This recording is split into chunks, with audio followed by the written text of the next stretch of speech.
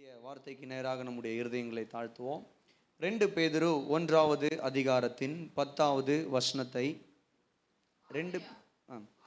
ஆகையால் சகோதரரே, உங்கள் அழைப்பையும் தெரிந்து கொள்ளுதலையும் உறுதியாக்கும்படி ஜாக்கிரதையாயிருங்கள். இவைகளை செய்தால் நீங்கள் ஒரு காலம் இடறி விழுவதில்லை. ஜெபிப்போம். பிதாவே, உம்முடைய வார்த்தைகளுக்காக நன்றி. இந்த வார்த்தைகளை அடியேன் பேசும் பொழுது பரிசுத்த ஆவியானவர் நீர் இடைப்படும்படியாய் வந்திருக்கிற ஒவ்வொருவருக்கும் பிரயோஜனம் உள்ள வார்த்தைகளை கர்த்தர் நீர் பேசும்படியாய் ஜெபிக்கிறோம். இயேசுவின் மூலம் நல்ல பிதாவே, ஆமென். ஆண்டவருடைய பரிசுத்தமான நாமத்திற்கு மகிமை உண்டாகட்டும். இந்த நாளிலும் கூட அழைப்பில் உறுதியும் ஜாக்கிரதையும் என்கிற தலைப்பில் உங்களோடு கூட நான் பேச விரும்புகிறேன். அழைப்பில் உறுதியும் ஜாக்கிரதையும். கவனிங்க, இந்த இடத்துல அப்போஸ்தலனாகிய பேதுரு சொல்லுகிறார், தேவன் நம்மை அழைத்திருக்கிறார். தேவன் அவர் சொல்லும்போது சொல்றார், ஆகையால் சகோதரரே, கிறிஸ்தவ சகோதர சகோதரிகளே, தேவன் நம்மை அழைத்த அவருடைய அழைப்பையும் அவருடைய தெரிந்து கொள்ளுதலையும் உறுதியாக்கும்படி ஜாக்கிரதையாயிருங்கள். கர்த்தர் நம்மை அழைத்திருக்கிறார், கர்த்தர் நம்மை தெரிந்து கொண்டிருக்கிறார். அதை உறுதியாய் ஜாக்கிரதையாய் நம்ம என்ன பண்ண வேண்டுமானால் அந்த அழைப்புலையும் அந்த தெரிந்து கொள்ளுதலையும் நாம் நிலைத்திருக்க வேண்டும் என்று இந்த இடத்துல தேவ மனிதன் சொல்லுகிறதை பார்க்கிறோம். கரங்களை உயர்த்தி ஒரு அல்லேலூயா சொல்லுங்களேன். பாருங்க, நாம கூட நம்முடைய வாழ்க்கையில ஏதாவது நல்ல சமயங்கள் நடக்கும் பொழுது அல்லது நல்ல காரியங்கள் வீடுகளில் செய்யும் பொழுது நம்ம என்ன பண்றோம்னா, இனஜன பந்துக்களையும் நண்பர்களையும் மற்ற தெரிந்தவர்களையும் என்ன பண்ணணும்னு சொல்லி கேட்டிங்கன்னா, இன்விடேஷன் கொடுத்து என்ன பண்ணுறோன்னு சொல்லி கேட்டிங்கன்னா, நம்ம அவர்களை அழைக்கிறோம். எங்களுடைய வீட்டுக்கு வாங்க, எங்களுடைய திருமணத்துக்கு வாங்க, எங்களுடைய பிறந்தநாள் விழாவுக்கு வாங்க, காதணி விழாவுக்கு வாங்க அப்படின்னு சொல்லி ஜனங்களை நம்ம என்ன பண்ணுறோன்னு சொல்லி கேட்டிங்கன்னா, அன்பின் நிமித்தமாக என்ன பண்ணுறோன்னு சொல்லிட்டுனா அழைக்கிறோம் இல்லையா? ஸோ அப்போ நம்ம அவர்களை அழைப்பதன் நோக்கம் என்ன அப்படின்னு சொல்லி கேட்டிங்கன்னா, அந்த நாளில் அவர்கள் வந்து நம்முடைய சந்தோஷத்தில் அவர்கள் பங்கு பெற்று நம்ம கொடுக்குற அந்த உணவை அவர்கள் உண்டு நம்முடைய சந்தோஷத்தில் அவர்கள் பங்கெடுக்கிறாங்க. அதே போல் அவர்களும் என்ன பண்ணுறாங்கன்னா, நம்முடைய சந்தோஷத்தில் பங்கேற்கும் வண்ணமாக அவர்களுடைய பரிசுகளையும் மற்ற காரியங்களையும் கொண்டு வந்து என்ன பண்ணுறாங்கன்னா கொடுத்து அவர்கள் நமக்கு உறுதுணையாக இருப்பதை நாம் பார்க்கிறோம். ஆமென், அல்லேலூயா. அதே போல இந்த உலகத்தில் வாழுகிற நம்மை வேதம் சொல்லுகிறது, தேவன் அழைத்திருக்கிறார். ஆமென். தேவன் என்ன பண்ணியிருக்கிறாரா? அழைத்திருக்கிறார். வேதத்தில் அநேக வசனங்களை இந்த அழைப்பை குறித்து வாசிக்க முடிகிறது. வாசிங்க, ரோமர் 8வது அதிகாரத்தின் 30வது வசனத்தை நீங்கள் வாசித்து பார்ப்பீர்களானால், எவர்களை முன்குறித்தாரோ அவர்களை அழைத்தும் இருக்கிறார். வேதம் சொல்லுகிறது, தேவன் யாரை முன்குறித்திருக்கிறாரோ அவர்களை என்ன பண்ணியிருக்கிறாரா? அழைத்து இருக்கிறார். கலாத்தியர் 1வது அதிகாரத்தின் 15வது வசனத்திற்கு நீங்கள் வருவீர்களானால், பவுல் அப்போஸ்தலன் சொல்லுகிறார், அப்படி இருந்தும் நான் என் தாயின் வயிற்றில் இருந்தது முதல் என்னை பிரித்தெடுத்து தம்முடைய கிருபையினால் அழைத்த தேவன். அல்லேலூயா. ரோமர்ல வாசிச்சோம், என்ன வாசித்தோம்னு சொல்லி கேட்டீங்கன்னா, தேவன் எவர்களை முன்குறித்தாரோ அவர்களை அழைத்திருக்கிறார். இங்க பவுல் சொல்றாரு, என்னுடைய தாயின் கருவறையில் இருக்கும் பொழுதே தேவன் என்னை என்ன பண்ணியிருக்கிறாருன்னு சொல்லி கேட்டீங்கன்னா, பிரித்தெடுத்து அவர் தமக்காக என்னை அழைத்திருக்கிறார். அல்லேலூயா. நல்ல ஒரு அல்லேலூயா சொல்லுங்களேன், சத்தமா சொல்லுங்க. 2 பேதுரு 1வது அதிகாரத்தின் அந்த 1வது அதிகாரத்தின் 3வது வசனத்தை நீங்கள் அந்த இடத்துல வாசித்து பார்ப்பீர்களானால், தம்முடைய மகிமையினாலும் காருண்யத்தினாலும் நம்மை அழைத்தவரை. போதும், அங்க பாருங்க, வேதம் சொல்லுகிறது, தம்முடைய மகிமையினாலும் காருண்யத்தினாலும் நம்மை அழைத்தவரை. அப்போ இந்த வசனங்களை நான் எதற்காக காண்பித்து கொடுக்கிறேன்? ரோமர்ல பவுல் சொன்னது, கலாத்தியர்ல பவுல் சொல்லதா இருக்கட்டும், அல்லது இங்க பேதுரு சொல்வதா இருக்கட்டும், இவைகள் எல்லாம் எதை காட்டுகிறது என்றால், தேவன் நம்மை அழைத்திருக்கிறார். அல்லேலூயா.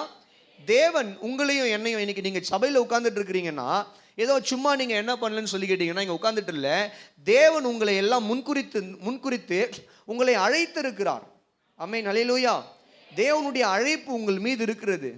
தேவன் உங்களை அழைத்தபடினாலதான் நீங்க என்ன பண்ணிருக்கிறீங்கன்னு சொல்லி கேட்டீங்கன்னா, இன்னைக்கு இந்த இடத்துல வந்து உட்கார்ந்து தேவனை ஆராதிக்கவும் தேவனுடைய வார்த்தையை கேட்கவும் தேவனுடைய சபையில என்ன பண்ணப்பட்டிருக்கிறீர்களானால் இணைக்கப்பட்டிருக்கிறீர்கள். கரங்களை உயர்த்தி ஒரு அல்லேலூயா சொல்லுங்களேன். ஆண்டவருடைய நாமத்துக்கு மகிமை உண்டாவதாக. அப்போ கவனிங்க, ஒரு ஒரு ஒரு மனிதன் தன்னுடைய தாயின் கருவறையில் உருவாகும் பொழுதே தேவன் அந்த மனிதனை என்ன பண்ணுகிறார் என்றால், முன்குறித்து அந்த மனிதனை தமக்காக பிரித்தெடுத்து தமக்காக அவர் என்ன பண்றாருன்னு சொல்லி கேட்டீங்கன்னா அழைக்கிறார். ஹல்லேலூயா. அழைப்பு என்று நம்ம பார்க்கும்போது வேதத்தில் 2 விதமான அழைப்பு இருக்கிறதை பார்க்கிறோம். 2 விதமான அழைப்பு. ஒன்று பொதுவான அழைப்பு, general call. It applies to all the believers. இந்த ஜெனரல் கால், பொதுவான அழைப்பு என்பது எல்லா விசுவாசிகளுக்கும் பொருந்தும். எல்லா ரட்சிக்கப்பட்டு இயேசுவை ஏற்றுக்கொண்ட எல்லா மனிதர்களுக்கும் பொருந்தக்கூடியது தான் இந்த ஜெனரல் கால், பொதுவான அழைப்பு. இது எல்லாருக்குமே பொருந்தும். தேவன் எல்லாரையும் பொதுவாய் சில காரியங்களுக்காக அழைத்திருக்கிறார். அதே நேரத்தில் ஸ்பெசிஃபிக் கால் என்று ஒரு காரியம் இருக்கிறது. அப்படின்னா என்னன்னு சொல்லி கேட்டீங்கன்னா, தேவன் குறிப்பிட்டவர்களை குறிப்பிட்ட வேலைக்காக என்ன பண்ணுவது என்றால் அழைப்பது. அதனால தான் அப்போஸ்தலனாகிய பவுல் சொல்லும்போது சொல்லுகிறார், கொரிந்து பட்டணத்துக்கு எழுதும்போது, எல்லாரும் அப்போஸ்தலர்களா, எல்லாரும் தீர்க்கதரிசிகளா, எல்லாரும் போதகர்களும் மேய்ப்பர்களுமா? கிடையாது. தேவன் சிலரை அப்போஸ்தலராகவும் சிலரை தீர்க்கதரிசிகளாகவும் சிலரை மேய்ப்பராகவும் போதகராகவும் அவர் என்ன பண்ணுகிறார் என்றால் ஏற்படுத்தி இருக்கிறார். அப்போ இந்த ஸ்பெசிஃபிக் கால் என்பது நீங்க பார்ப்பீர்களானால், தேவனுடைய ஊழியத்திற்கு பிரத்யட்சமாய் தேவன் சில குறிப்பிட்ட மனிதர்களை தெரிந்தெடுத்து அவர்களை இந்த பூமியில தன்னுடைய ராஜ்யத்தின் விரிவாக்கத்திற்காக அப்போஸ்தலர்களாகவோ அல்லது தீர்க்கதரிசிகளாகவோ அல்லது மேய்ப்பர்களாகவோ போதர்களாகவோ அவர் பயன்படுத்துவது உண்டு. இது ஸ்பெசிஃபிக் கால். அதாவது தனிப்பட்ட விதத்தில் தேவன் ஒரு மனிதனை தம்முடைய சேவைக்காக, தேவனுடைய ராஜ்யத்தின் விரிவாக்கத்திற்காக, ஊழியத்திற்காக அழைக்கிற ஒரு அழைப்பு. ஆமென் சொல்லுங்களேன், கரங்களை உயர்த்தி அல்லேலூயா. இந்த 2 அழைப்புல பொதுவான அழைப்பை குறித்து தான் இந்த காலை வேளையில உங்களோடு கூட நான் பேச விரும்புகிறேன். தேவன் பொதுவாகவே கிறிஸ்தவர்களை அழைத்திருக்கிறார், நம்மை அழைத்திருக்கிறார். ஏன் தேவன் நம்மை அழைத்திருக்கிறார்? அவர் நம்மை அழைத்ததான நோக்கம் என்ன? Why did he called us? தேவன் ஏன் நம்மை அழைத்திருக்கிறார், எதற்காக அழைத்திருக்கிறார் என்று சொல்லி ஒரு 5 காரியங்களை இந்த காலை வேளையில உங்களோடு கூட சுருக்கமாய் பகிர்ந்து கொள்ள விரும்புகிறேன். கர்த்தர் தாமே உங்களை ஆசீர்வதிப்பாராக. கரங்களை உயர்த்தி ஒரு அல்லேலூயா சொல்லுங்களேன். அப்ப எல்லாரும் சொல்லுங்க, கரங்களை உயர்த்தி சொல்லுங்க, நான் கர்த்தரால் அழைக்கப்பட்டவன். எல்லாம் சொல்லுங்க, நான் தேவனால் அழைக்கப்பட்டவன். ஆமென் சொல்லுங்களேன். அதனால உங்களை இந்த உலகத்தில் யார் அழைக்கிறாங்களோ இல்லையோ அதெல்லாம் நீங்கள் என்ன பண்ணக்கூடாதுன்னா உங்களுடைய சிந்தையில் வச்சுக்க கூடாது. என்னை அழைக்கல, என்னை கூப்பிடல, அதெல்லாம் கிடையாது. தேவன் உங்களை அழைத்திருக்கிறார். அல்லேலூயா. God has called you. தேவன் உங்களை அழைத்திருக்கும் பொழுது இந்த உலகத்தில் வேற யார் உங்களை அழைக்கணும் கூப்பிடணும்னு சொல்லி ஒரு அவசியமும் இல்லை. தேவன் உங்களை அழைத்திருக்கிறார். எவ்வளோ மேன்மையான ஒரு காரியம் பாருங்களேன், இல்லையா? சரி, வாசிக்கலாம். கர்த்தர் நாமத்துக்கு மகிமை உண்டாவதாக. தேவன் நம்மை அழைத்ததான முதல் நோக்கம் என்ன? தேவன் ஏன் நம்மை அழைத்திருக்கிறார்? வாசிங்க. 1 தெசலோனிக்கேயர் புத்தகம் 2வது அதிகாரத்தின் 11வது வசனத்தை நீங்கள் வாசித்து பார்ப்பீர்களானால், 1 தெசலோனிக்கேயர் மேலும் தம்முடைய ராஜ்யத்துக்கும் மகிமைக்கும் உங்களை அழைத்த தேவனுக்கு. ஆமென் ஹல்லேலூயா சொல்லுவீங்களா? சத்தமா சொல்லுங்களேன். வேதம் சொல்லுகிறது, பவுல் அப்போஸ்தலன் சொல்லுகிறார், தெசலோனிக்கே பட்டணத்து கிறிஸ்தவர்களுக்கு எழுதும் பொழுது தேவன் எதற்காக நம்மை அழைத்திருக்கிறார்? நம்பர் 1 கவனிங்க. வேதம் சொல்லுகிறது, தேவன் தம்முடைய ராஜ்யத்தில் பிரவேசிக்கும்படி, அவருடைய ராஜ்யத்தில் நாம் இணையும்படிக்கு நம்மை அழைத்திருக்கிறார். அல்லேலூயா சொல்லுங்களேன். சத்தமா சொல்லுங்களேன். இன்னைக்கு பாருங்க, மனிதர்கள் எல்லாம் விதவிதமாக அவர்கள் கட்சிகளை ஆரம்பிக்கும் பொழுது அவங்க என்ன பண்ணுவாங்க அப்படின்னு சொல்லி கேட்டிங்கன்னா, அவர்களுக்கு தெரிந்த அல்லது நெருக்கமான சிலருக்கெல்லாம் என்ன பண்ணுவாங்கன்னா அழைப்பு விடுவாங்க. நீங்கள் வந்து என்ன பண்ணுங்கன்னா, எங்களுடைய கட்சியில் இணைந்து கொள்ளுங்கள், எங்களுடைய கட்சியில் நீங்கள் இணைந்து கொள்வீர்களானால் அது ரொம்ப பாக்கியமான ஒரு விஷயமாக இருக்கும். உங்களுக்கு இந்த பதவி கொடுக்குறோம், அந்த பதவி கொடுக்குறோம், எங்களுடைய கட்சியில் வந்து என்ன பண்ணுங்க, இணைந்து கொள்ளுங்கள் என்று என்ன பண்ணுறாங்கன்னா அழைக்கிறாங்க, இல்லையா? ஆனால் ஒரு சில காரியங்கள்லாம் பாருங்கள், போய் சேர்ந்தோம், ஒரு பிரயோஜனமும் இல்லை. எவ்வளோ வேகமாக ஆரம்பிக்கிறாங்களோ அதே வேகத்தில் சில கட்சிகள் எல்லாம் என்ன பண்ணுறாங்கன்னு சொல்லி கேட்டிங்கன்னா இழுத்து மூடிட்டு போயிடுறாங்க. இல்லைனா அது எங்கே இருக்குதுன்னே தெரிய மாட்டேங்குது. எலெக்ஷன் நேரத்தில் மட்டும் வெளியே வந்து இந்த தவக்கலையும் தேரையும் எட்டி பார்க்கும் பாருங்கள், மழை காலத்தில். அந்த மாதிரி எலெக்ஷன் நேரத்தில் மட்டும் எட்டி பார்க்குற மாதிரி சில கட்சிகள் எல்லாம் இருக்கிறத பார்க்குறோம். சரி, கவனிங்க. கர்த்தர் நாமத்துக்கு மகிமை உண்டாவதாக. இந்த காலை வேளையில் தேவன் நம்மை அப்படிப்பட்ட காரியத்திற்காக என்ன பண்ணலையா, அழைக்கல. இந்த உலகத்தின் மாய்மாலமான காரியங்களுக்கு தேவன் நம்மை அழைக்கவில்லை. தேவன் அவருடைய ராஜ்யத்துக்கு நம்மை அழைத்திருக்கிறார். அல்லேலூயா, அல்லேலூயா. அவருடைய ராஜ்யத்துக்குள்ள நாம் பிரவேசிக்கும்படி, அவருடைய ராஜ்யத்தில் இருக்கக்கூடிய பாக்கியமான காரியங்களை எல்லாம் நாம் அனுபவிக்கும்படி தேவன் நம்மை அழைத்திருக்கிறார். கரங்களை உயர்த்தி ஒரு அல்லேலூயா சொல்லுங்களேன், சத்தமா சொல்லுங்களேன், அல்லேலூயா. அப்போ கவனிங்க, நம்பர் 1, தேவனுடைய ஜெனரல் கால், பொதுவான அழைப்பு, நம்ம எல்லார் மீதும் இருக்கிற பொதுவான அழைப்பு. தேவன் ஏன் உங்களை அழைத்திருக்கிறார்? நீங்க ஏன் இன்னைக்கு சபையில் உட்கார்ந்துட்டு இருக்கிறீங்க?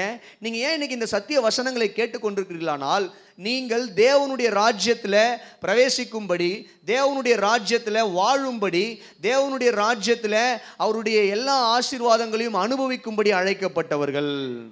அல்லேலூயா. God has called you to live in the kingdom of God. தேவன் தம்முடைய ராஜ்யத்தில் நீங்கள் இணைந்து அந்த ராஜ்யத்தில் வாழும்படி அவர் உங்களை என்ன பண்ணிருக்கிறாருன்னு சொல்லி கேட்டீங்கன்னா அழைத்திருக்கிறார். அல்லேலூயா. இந்த அழைப்பை குறித்து பவுல் அப்போஸ்தலன் இன்னும் ஒரு இடத்துல அவர் இன்னும் மேன்மையாக எழுதுகிறதை பார்க்கிறோம். பிலிப்பியர் 3வது அதிகாரத்தின் 14வது வசனத்தை நீங்கள் வாசித்து பார்ப்பீர்களானால், கிறிஸ்து இயேசுவுக்குள் தேவன் அழைத்த பரம அழைப்பின் பந்தய பொருளுக்காக இலக்கை நோக்கி தொடருகிறேன். கரங்களை உயர்த்தி ஒரு அல்லேலூயா சொல்லுவீங்களா? அல்லேலூயா. பவுல் சொல்றாரு, கிறிஸ்து இயேசுக்குள் தேவன் அழைத்த பரம அழைப்பு. நம்முடைய அழைப்பு எப்படிப்பட்ட அழைப்புன்னு சொல்லி கேட்டீங்கன்னா, மனிதர்கள் அழைத்த அழைப்பு இல்ல, தேவன் அழைத்திருக்கிறார். அது எப்படிப்பட்ட அழைப்பா? பரம அழைப்பு. அல்லேலூயா. ஆங்கில வேதத்தில் இப்படியாய் சொல்லுகிறது, high calling of God. High calling, KJV டிரான்ஸ்லேஷன்ல. இங்கிலீஷ் ஸ்டாண்டர்ட் வெர்ஷன்ல அப்வர்ட் கால் ஆஃப் காட். அப்படின்னா என்னன்னு சொல்லி கேட்டீங்கன்னா, இந்த பூமியில நாம் கீழ் நோக்கி செல்லுகிறவர்களாய் அல்லது பாதாளத்தை நோக்கி செல்லுகிறவர்களாய் அல்ல, மேன்மையான பரலோகம். அல்லேலூயா. நமக்கு அழைப்பு எங்கிருந்து வந்திருக்குதுன்னு சொல்லி கேட்டீங்கன்னா, பரலோகத்திலிருந்து வந்திருக்கிறது. அல்லேலூயா சொல்லுங்க. எங்கிருந்து அழைப்பு வந்திருக்கிறது? பரலோகத்திலிருந்து அழைப்பு வந்துருக்கு. யாராவது பாருங்க, உங்க வீட்டுக்கு முதலமைச்சர் ஸ்டாலின் இருக்கிறார் இல்லையா, அவர்கிட்ட இருந்து உங்களுக்கு ஒரு லெட்டர் வந்திருக்குது, உங்களை பார்க்க சொல்லி கூப்பிடுறாரு அப்படின்னா எவ்வளோ சந்தோஷமா இருக்கும் சொல்லுங்க. ஆமாவா இல்லையா? ஏதோ ஒரு விழா நடத்துறாரு, நீங்க வந்து கலந்துக்கணும்னு சொல்லி என்ன பண்றாங்கன்னா, ஏதோ ஒரு லெட்டர் வருது உங்க வீட்டுக்கு, ஒரு அழைப்பு வருது, யூ ஆர் இன்வைட்டட் அப்படின்னு சொல்லி என்ன பண்றாங்கன்னு சொல்லி கேட்டீங்கன்னா, எவ்வளவு பெரிய முதலமைச்சருடைய விழாவுக்கே என்ன பண்றாங்க, கலந்துக்க சொல்லி அழைக்கிறாங்க. சொல்லுங்க, சந்தோஷம் வருமா வராதா? சொல்லுங்க. நம்ம என்ன பண்ணுவோம்? தூக்கி போட்டு பைபிள் சர்ச்செல்லாம் வேணாம், ஓடாங்க. சரி, கர்த்தர் நாமத்துக்கு மகிமை உண்டாவதா. கவனிங்க, நம்ம என்ன பண்ணுவோம், அப்படிப்பட்ட அழைப்பு நமக்கு வரும் பொழுது நம்ம அதை பார்க்கும்பொழுது, எவ்வளவு பெரிய விழா, உயர்ந்த அமைச்சர், முதல் அமைச்சர் என்ன பண்ணிருக்கிறாருன்னா அந்த விழாவில் கலந்து கொள்ளும்படி என்னை அழைத்திருக்கிற ஒரு சந்தோஷம் இருக்கும் இல்லைங்களா? அதே போலதான் பவுல் சொல்றாரு, நம்முடைய அழைப்பு எப்படின்னு சொல்லிக்கிட்டு எங்க இருந்து வந்திருக்குது? பரலோகத்திலிருந்து வந்திருக்கிறது. அல்லேலூயா. நம்முடைய அழைப்பு முதலமைச்சர் இடத்துல இருந்து அல்ல, பிரதம மந்திரியின் இடத்துல அல்ல, அல்லது வேறு எந்த உயர்ந்த மனிதர்களிடத்துல இருந்து அல்ல. நம்முடைய அழைப்பு பரலோகத்தில் இருக்கிற தேவனிடத்திலிருந்து வந்திருக்கிறது. தேவன் நம்மை அழைத்திருக்கிறார். எங்க பிரவேசிக்கும்படி? இந்த பூமிக்குரிய பெரிய விழாக்களில் அல்ல, நித்திய ராஜ்யத்தை நாம் சுதந்தரிக்கும்படி, அந்த ராஜ்யத்துக்குள்ள அவருடைய பிள்ளைகளாய் வாழும்படிக்கு, அவருடைய குடியுரிமை பெற்றவர்களாய், பரலோகத்தின் குடியுரிமை பெற்றவர்களாய் வாழும்படிக்கு தேவன் உங்களையும் என்னையும் அழைத்திருக்கிறார். அல்லேலூயா. ஒரு மேன்மையான அழைப்பு இது. ஆமென். வரல பாருங்க, இது எப்படிப்பட்ட ஒரு அழைப்பு? மேன்மையான ஒரு அழைப்பு. வாசித்து பார்ப்பீர்களானால் நீதிமொழிகள் 15வது அதிகாரத்தின் 24வது வசனம் வாசித்து பாருங்க.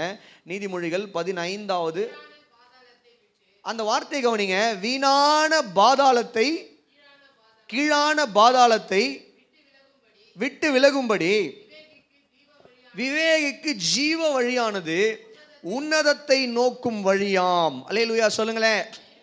கீழான பாதாளத்தை விட்டு விலகும்படிக்கு இல்லையா, ஒரு விவேகமானவனுக்கு கிடைக்கிற ஒரு வழி எதுன்னு சொல்லி கேட்டீங்கன்னா, ஜீவனுக்கு ஏதுவான வழி, அது உன்னதமான வழி. எப்படிப்பட்ட வழி? எல்லாம் சொல்லுங்க, எல்லாம் சொல்லுங்க.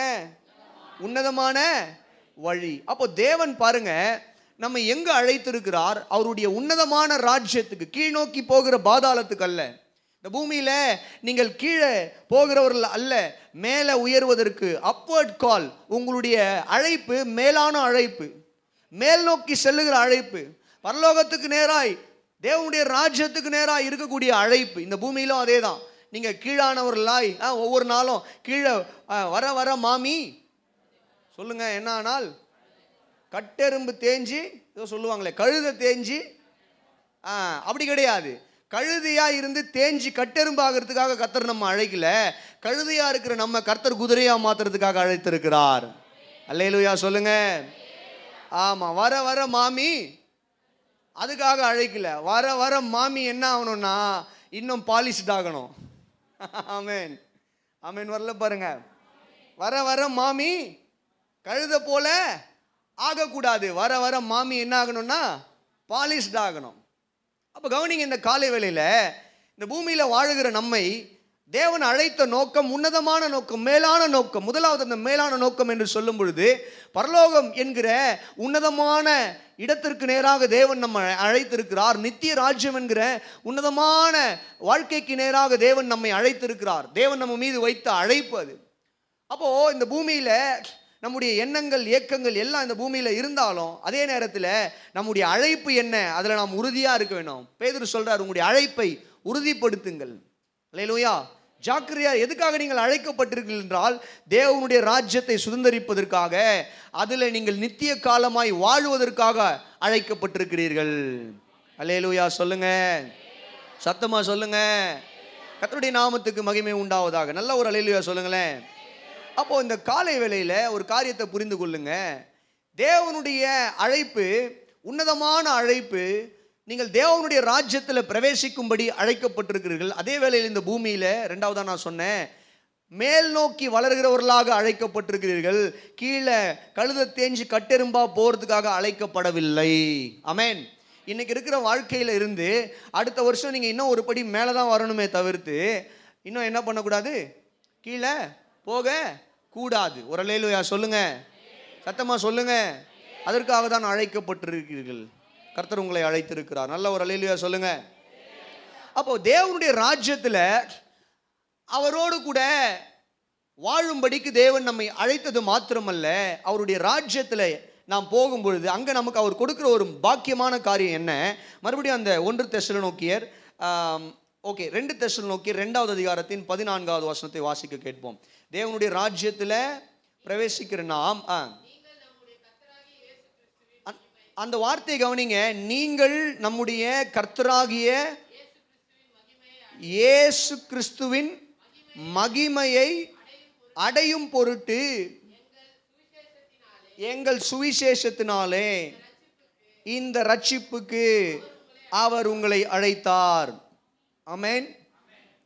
பவுல் சொல்றாரு மறுபடியும், ஆண்டவர் நீங்கள் ரட்சிக்கப்பட்டு தேவனுடைய ராஜ்யத்தில் இணைக்கும்படி அழைத்திருக்கிறார். ஏன் அழைத்தார்? ராஜ்யத்தில் பிரவேசித்து இயேசு கிறிஸ்துவின் மகிமையை அடையும் பொருட்டாக. அல்லேலூயா சொல்லுங்க. உங்க வசனம் சொல்லுது, நீங்கள் நம்முடைய கர்த்தராகிய இயேசு கிறிஸ்துவின் மகிமையை அடையும் பொருட்டாக. அல்லேலூயா சத்தமா சொல்லுங்க. அல்லேலூயா. கவனிங்க, பவுல் என்ன எழுதுறாருன்னா ஒரு ஆழமான தேவனுடைய அன்பை குறித்து இந்த இடத்துல எழுதுகிறார். தேவன் ஒரு மனிதனை எவ்வளவு நேசிக்கிறார், அவர் உங்களையும் என்னையும் எப்படி பார்க்கிறார் என்பதை அவர் எழுதுகிறதை இங்க பார்க்கிறோம். இந்த உலகத்தில் நாம் பார்க்கிறோம் பல விதமான கட்டமைப்புகள் இருக்கிறது. உலகத்தில் மனிதர்கள் ஒரு மனிதனை மதிப்பதும் மரியாதை கொடுப்பதும் நேசிப்பதும் மற்ற மனிதனுடைய தோற்றம் மற்றும் பின்னணியை பொறுத்து இருக்கிறது. கரெக்டுங்களா? ஒரு மனிதனுடைய தோற்றம் அல்லது அந்த மனிதனுடைய பின்னணியை வைத்து தான் அந்த மனிதனுக்கு வணக்கம் சொல்லணுமா வேணாவான்னு பார்க்குறாங்க. அந்த மனிதனை உட்கார வச்சு பேசணுமா வேணாவான்னு பார்க்குறாங்க.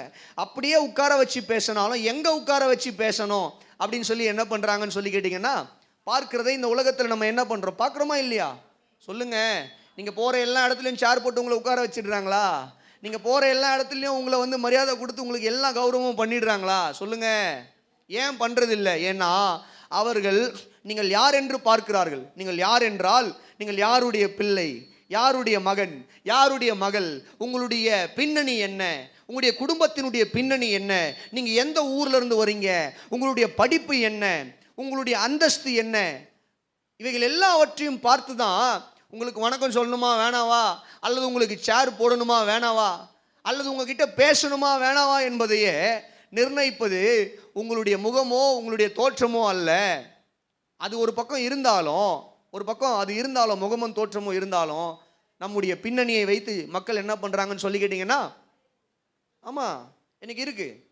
ஆமாவா இல்லையா? சொல்லுங்க, ஆமாவா இல்லையா? ஆமா. ஆனா நான் ஒரு காரியம் சொல்றேன் பாருங்க, கிறிஸ்தவர்களாகிய நாம் அப்படி மற்றவர்களிடத்தில் நடந்து கொள்வதற்கு அழைக்கப்பட்டவர்கள் அல்ல. ஆமென். யாரையும் இந்த தோற்றத்தின்படி அல்லது பின்னணியின்படி என்ன பண்ணக்கூடாதுன்னு சொல்லிக்கிட்டீங்கன்னா, ஆமா மதிக்க கூடாது. எப்படி மதிக்கணும்னா, அவன் நம்மை போல சக மனிதன், என்னை போல தேவனுடைய சாயல்ல சிருஷ்டிக்கப்பட்ட மனிதன். அவங்க வெள்ளையா இருக்கிறாங்களோ கருப்பா இருக்கிறாங்களோ, எங்க இருக்கிறவங்களா இருக்கட்டும், என்ன பின்னணியில் இருக்கிறவங்களா இருக்கட்டும், தேவன் என்னை எப்படி படைத்தாரோ அதே போலதான் அந்த மனிதனையும் படைத்திருக்கிறார். அல்லேலூயா. சரி, ஏன் நான் இதை இப்படி பிரசங்கம் பண்றேன்? ஏன் என்னால் இப்படி பிரசங்கம் பண்ண முடியுது? ஏன் ஒரு சக மனிதனை அவனுடைய நிறம், அவனுடைய படிப்பு, அவனுடைய அந்தஸ்து, அவனுடைய ஆஸ்தி, அவனுடைய எந்தவித குடும்ப பின்னணியும் பார்க்காமல் ஒரு மனிதனை சக மனிதனாய் தேவ சாயல்ல படைக்கப்பட்ட ஒரு மனிதனாய் எப்படி பார்க்க முடிகிறது என்றால், நல்ல கவனிங்க, ஏன்னா இயேசுவானவர் நம்மை அப்படிதான் பார்த்தார். அல்லேலூயா. இயேசுவானவர் அவர் இந்த பூமிக்கு வந்து ரத்தம் சிந்தும் பொழுது, நல்ல கவனிங்க, ஒரு மனிதனுடைய பாவத்துக்காக மரிக்கும் பொழுது, நான் வெள்ளையா இருக்கிறவர்களுக்காக மாத்திரம்தான் சிலுவையில் மரிக்க போகிறேன், கருப்பா இருக்கிறவர்களுக்காக மரிக்க மாட்டேன் அப்படின்னு அவர் என்ன பண்ணல, சொல்லல. வேதம் சொல்கிறது, உலகத்தின் பாவத்தை சுமர்ந்து தீர்க்கிற தேவ ஆட்டுக்குட்டி. அல்லேலூயா. உலகத்தில் இருக்கிற அத்தனை மனிதர்கள், அவர்கள் வெள்ளையோ கருப்போ அல்லது அவர்கள் நல்ல ஃபேட்டா இருக்கிறாங்களோ இல்லை லீனா இருக்கிறாங்களோ, படித்தவங்களோ படிக்காதவங்களோ, ஏழையோ பணக்காரனோ, அவர்களுடைய பின்னணி இவைகள் எல்லாவற்றையும் கர்த்தர் பார்க்கல. அவர் தேவ சாயல்ல படைக்கப்பட்ட மனிதனை பார்த்தார். அல்லேலூயா. இதை பார்த்து தான் அவர் என்ன பண்ணார்னா சிலுவையில் மரித்தார். நல்லா கவனிங்க. இப்போ நான் சப்ஜெக்ட் விட்டு வேற எங்கேயோ போகிற மாதிரி இருக்கலாம், ஆனால் நான் let me come to the point. சிலுவையில் இயேசுவானவர் மரிக்கும் போது மாத்திரம் அவர் எல்லாருக்காகவும் அவர் மரிக்கவில்லை, அதாவது மரித்தார், எல்லாருக்காகவும் மரித்தார். அவர் என்ன பண்ணலன்னா ஏற்றத்தாழ்வை பார்க்கல, எல்லாருக்காகவும் மரித்தார். சிலுவையில் மாத்திரம் இது நடக்கல, சிலுவைக்கு பின்பதும் கூட தேவன் தம்முடைய ராஜ்யத்துக்கு நம்மை அழைக்கும் பொழுது, இங்க வேதம் சொல்லுகிறது 2 தெசலோனிக்கே 2:14, தேவனுடைய ராஜ்யத்தில் பிரவேசிக்கிற நமக்கு இயேசு கிறிஸ்துவினுடைய மகிமை கிடைக்கும்படியாக, அல்லேலூயா, தேவனுடைய ராஜ்யத்தில் ரட்சிக்கப்பட்டு, கவனிங்க, ரட்சிக்கப்பட்டு இயேசுவின் ரத்தத்தால் கழுவப்பட்டு இணைக்கப்படுகிற ஒவ்வொரு மனிதனையும் தேவன் எப்படி மதிக்கிறார், தேவன் எப்படி மரியாதை கொடுக்கிறார் என்றால், பரலோக ராஜ்யத்தில் இயேசுவானவருக்கு என்ன மதிப்பும் மரியாதையும், பரலோக ராஜ்யத்தில் இயேசுவானவருக்கு எப்படிப்பட்ட ஒரு மரியாதையும் கொடுக்கப்படுமோ, அதே போல பரலோக ராஜ்யத்தில் நமக்கும் மரியாதை கொடுக்கப்படுமா? அப்படின்னா என்ன அர்த்தம்? நல்லா ஒரு அல்லேலூயா சொல்லுங்க. இயேசு நம்மை போல பாடுள்ள மனிதனாய் மரித்ததனுடைய நோக்கமே பரலோகத்தில் அவரோடு கூட அவருடைய பிள்ளைகளாக அவரை போலவே நாம் வாழுவதற்கு கர்த்தர் கிருபை செய்திருக்கிறார். நல்லா ஒரு அல்லேலூயா சொல்லுங்க. உங்களுக்கு புரிகிற மாதிரி சொல்லணும்னா, அவர் உட்கார்ற சோஃபாலேயே நம்மளையும் உட்கார வைப்பார். ஆமேன். அப்போ நீங்க கேட்கக்கூடாது, பரலோகத்தில் சோஃபா இருக்குமா? என்ன சோஃபா இருக்கும்? அது வந்து ஸ்ப்ரிங்கு போட்ட சோஃபா இருக்குமா, இல்லை வந்து ஃபோம் சோஃபா இருக்குமா, டீக்கு ஒயர் சோஃபாவா, இல்லை டீக் வுட்டா, இல்லை என்ன வுட்டுன்னு கேட்கக்கூடாது. நான் உதாரணத்துக்காக சொல்கிறேன். ஒருவேளை உண்மையிலேயே பரலோகத்தில் அப்படிப்பட்ட சோஃபாக்கள் எல்லாம் இருந்தாலும் ஆச்சரியப்படுறதுக்கு இல்லை பாருங்க. அல்லேலூயா சொல்லுங்க. அதை காட்டிலும் மேன்மையான ஒரு சோஃபா இருக்கு மேலே. அல்லேலூயா சொல்லுங்க. கர்த்தர் நல்லவராக இருக்கிறார்.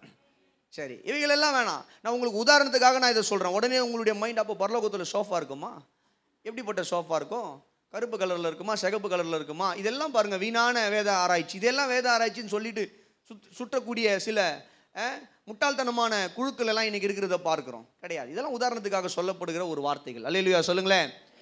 அப்போ இயேசுவானவர் அவர் நம்மை என்ன பண்றாரு? பரலோக ராஜ்யத்தில் மகிமைப்படுத்துகிறார். அசட்டை பண்ணல, அவர் மகிமை. பாருங்க, தேவன் எவ்வளவு அன்பானவர். நமக்காக மரித்து, நம்முடைய பின்னணி எதுவும் பார்க்காம நமக்காக மரித்து நம்மை அவருடைய ராஜ்யத்துக்குள்ள அழைத்து, நம்ம அவருடைய ராஜ்யத்துக்குள்ள பிரவேசிக்கும் போது இன்னைக்கும் தேவன் உங்களை எப்படி பார்க்கிறாருன்னு சொல்லி கேட்டீங்கன்னா, அற்பமானவர்களாக அவர் உங்களை பார்க்கவில்லை. அல்லேலூயா.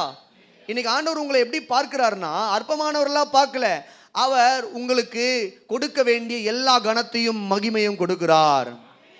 அல்லேலூயா. தேவன் தம்முடைய பிள்ளைகளை மகிமைப்படுத்த விரும்புகிறார். அல்லேலூயா. அதனால்தான் நம்ம முன்னாடி காட்டின ஒரு வசனத்தில் வேதம் சொல்லுகிறது, பவுல் அப்போஸ்தலன் சொல்லுகிறார். மறுபடியும் வாங்க, கலாத்தியர் 8வது ரோமர் 8வது அதிகாரத்துக்கு நீங்கள் அங்கே வருவீர்களானால் அங்கே வேத வசனத்தை வாசித்து பாருங்கள். 8வது அதிகாரத்தின் 29வது வசனம், 30வது வசனம். எவர்களை முன்குறித்தாரோ அழைத்தார். எவர்களை அழைத்தாரோ, யார் அழைத்தாரோ அவர்களை நீதிமானாக்குகிறார். யாரை நீதிமானாக்குகிறாரோ அவர்களை மகிமைப்படுத்தியும் இருக்கிறார். ஒரு அல்லேலூயா சொல்லுங்களேன். தேவன் முன்குறித்தார், தேவன் அழைத்தார், தேவன் அழைத்தவர்களை நீதிமானாக்கி இருக்கிறார், நீதிமானாக்கி இருக்கிறவர்களை தேவன் மகிமைப்படுத்துகிறார். கரங்களை உயர்த்தி ஒரு அல்லேலூயா சொல்லுங்களேன். அல்லேலூயா. அப்போ கவனிங்க, இந்த மகிமையான ஒரு அழைப்பு, அவருடைய ராஜ்யத்துக்குள்ள வாழ்வதற்காக தேவன் நம்மை அழைத்திருக்கிறார். இந்த அழைப்பை ஒரு நாளும் நம்ம என்ன பண்ணக்கூடாதுன்னு சொல்லி கேட்டீங்கன்னா உதாசீனப்படுத்தக்கூடாது. இந்த அழைப்பை நம்ம என்ன பண்ணக்கூடாதுன்னு சொல்லி கேட்டீங்கன்னா தட்டி கழித்து விடக்கூடாது, அல்லது இந்த அழைப்பை குறித்து அஜாக்கிரதையாக இருக்கக்கூடாது. 2 உதாரணங்கள் உங்களுக்கு சொல்றேன், நல்லா கவனிங்க. தேவன் உங்களை பரலோக ராஜ்யம், நித்திய ராஜ்யம், அவருடைய ராஜ்யம், வேதம் சொல்லுகிறது அது அசைவில்லாத ராஜ்யம். இந்த உலகத்தின் ராஜ்யங்கள் எல்லாம் 5 வருஷம் அசைக்கப்படும். எலெக்ஷன் வரும்பொழுது எல்லாரும் நித்திய காலமாக ஒன்றும் 50 வருஷம் யாரும் ஒரே ஆட்சி செஞ்சுட்டு இருக்க போகிறதில்ல. எல்லாம் ஒரு நாள் மாறதான் மாறும். இன்னைக்கு இருக்கிறவங்க நாளைக்கு மாறுவாங்க, நாளைக்கு மாறுறவங்க நாளன்னைக்கு மாறுவாங்க, மாறிக்கொண்டே இருக்கும். இது உலக ராஜ்யங்கள். ஆமென். ஆனால் தேவன் ஸ்தாபிக்க போகிற இந்த நித்திய ராஜ்யம், வேதம் சொல்லுகிறது இது அசைவில்லாத ராஜ்யம். Nobody can shake, nobody can replace this kingdom. யாராலே இந்த ராஜ்யத்தை என்ன பண்ண முடியாதுன்னா அசைக்க முடியாது, இதை மாற்ற முடியாது. அப்படிப்பட்ட ராஜ்யத்துக்குள்ள பிரவேசித்திருக்கிற நாம், அந்த ராஜ்யத்தின் நிழலாட்டத்தை இந்த பூமியில பெற்றுக்கொண்டிருக்கிற நாம், அப்படிப்பட்ட மகிமையான ராஜ்யத்துக்குள்ள பிரவேசிக்க போகிற நாம், கவனிக்கிறீங்களா, அஜாக்கிரதையாக இருக்கக்கூடாது. ஆமென். எப்படி இருக்கக்கூடாது? எல்லாம் சொல்லுங்க. அஜாக்கிரதையாக இருக்கக்கூடாது. அவருடைய ராஜ்யத்தின் பிரவேசிக்கிற அந்த அழைப்பை தட்டி கழிக்க கூடாது. ஆமென். கவனிங்க, ஆண்டவர் ஒரு உவமையை சொன்னார். வாசிக்கலாமா? லூக்கா 14வது அதிகாரத்தின் 15வது வசனத்திலிருந்து வாசிக்க கேட்போம். நான் 5 குறிப்புகளையும் இந்த தினத்தில் பேச முடியுமான்னு தெரியல. ஆனால் குறைஞ்சது 2 அல்லது 3 குறிப்புகளை பேசி, ஒரு நிமிஷமா, குறைந்தது 2 அல்லது 3 குறிப்புகளை பேசி கர்த்தருக்கு சித்தமானால் தொடர்ந்து அடுத்த வாரத்திலும் இதனுடைய தொடர்ச்சியை பார்க்க கர்த்தர் கிருபை தருவாராக. வாசிக்கலாம் 15வது வசனத்திலிருந்து. அவரோடு கூட பந்தி இருந்தவர்களில் ஒருவன், பாருங்க, அவைகளை ஆண்டவருடைய வசனங்களை எல்லாம் கேட்ட பொழுது அவன் சொல்றான், அவரை நோக்கி, தேவனுடைய ராஜ்யத்தில் போஜனம் பண்ணுகிறவன் பாக்கியவான் என்றான். அதற்கு அவர், ஒரு மனுஷன் பெரிய விருந்தை ஆயத்தம் பண்ணி அநேகரை அழைப்பித்தான். விருந்து வேளையில் தன் ஊழியக்காரனை நோக்கி, நீ அழைக்கப்பட்டவரிடத்தில் போய் எல்லாம் ஆயத்தமாக இருக்கிறது, வாருங்கள் என்று சொல்லென்று அவனை அனுப்பினான். அவர்கள் எல்லாரும் போக்கு சொல்ல என்ன சொல்ல தொடங்கினார்கள்? சொல்லுங்க, வாயை திறந்து சொல்லுங்க. என்ன சொல்ல தொடங்கினாங்க? போக்கு சொல்ல தொடங்கினாங்க. ஒருவன், ஒரு வயலை கொண்டேன், நான் அகத்தியமாய் போய் அதை பார்க்க வேண்டும், என்னை மன்னிக்கும்படி வேண்டிக் கொள்ளுகிறேன் என்றான். வேறொருவன், 5 ஏறு மாடுகளை கொண்டேன், அதை சோதித்து பார்க்க போகிறேன், என்னை மன்னிக்கும்படி வேண்டிக் கொள்ளுகிறேன் என்றான். வேறொருவன், பெண்ணை விவாகம் பண்ணினேன், அதனால் நான் வரக்கூடாது என்றான். அந்த ஊழியக்காரன் வந்து இவைகளை எல்லாம் தன் எஜமானனுக்கு.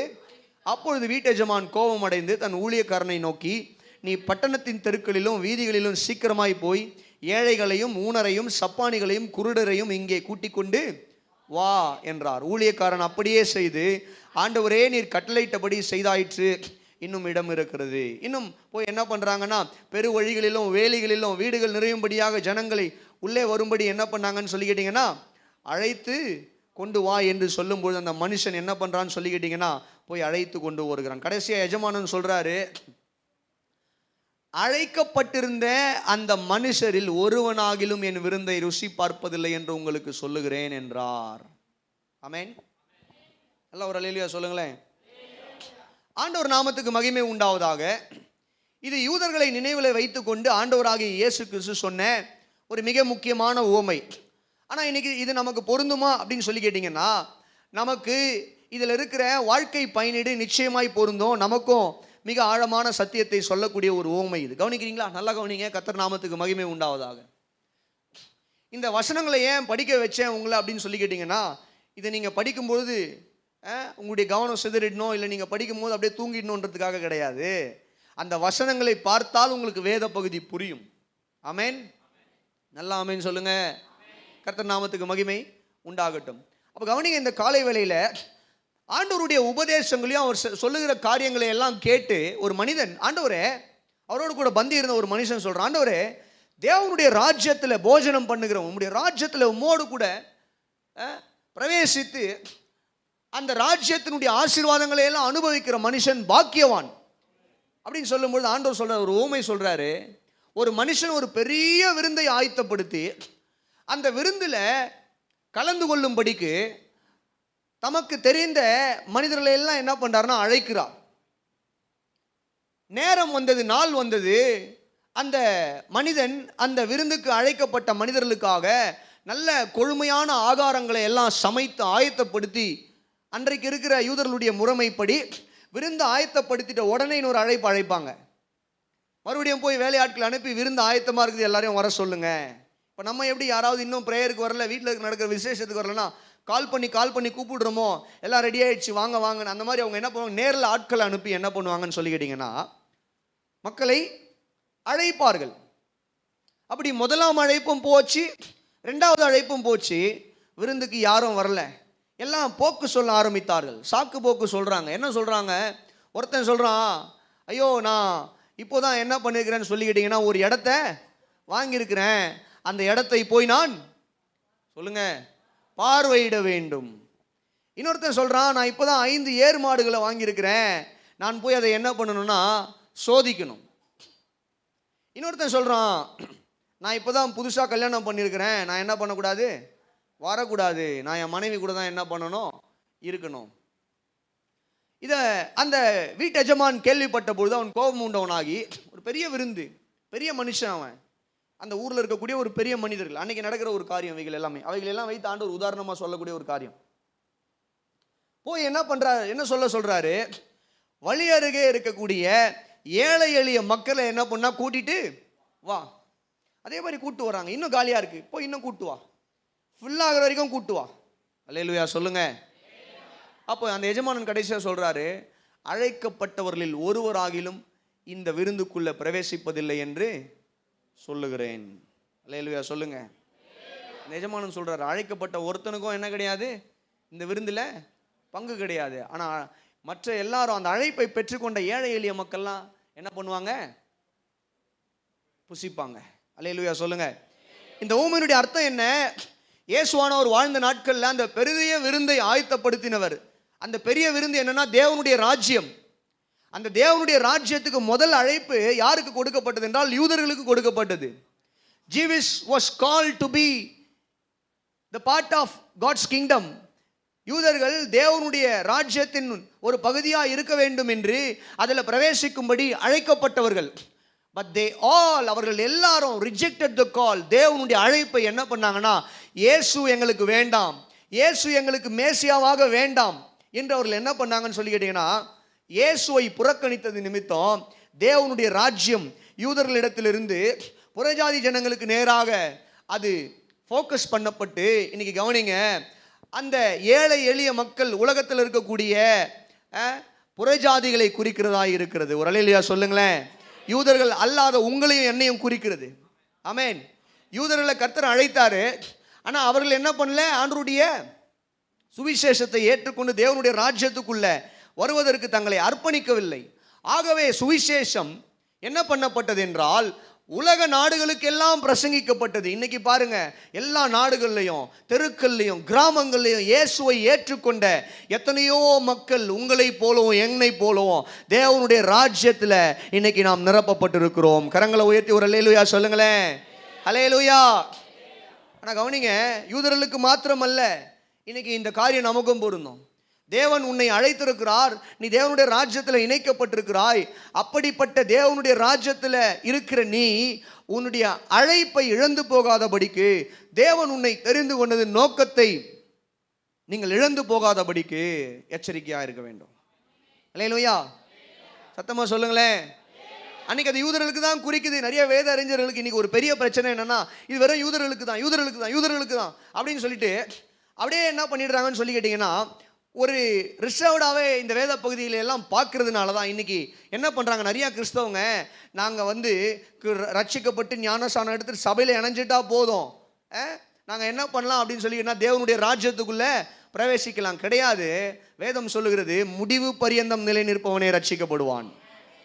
அல்லேலூயா. அப்போ நீங்கள் எல்லாருமே இங்கே சபையில் இருக்கிறவங்க தேவனுடைய ராஜ்யத்துக்குள்ளே இன்னைக்கு இணைக்கப்பட்டிருக்கிறீங்க. தேவனுடைய ராஜ்யம் உங்களுக்குரியதாக இருக்கிறது.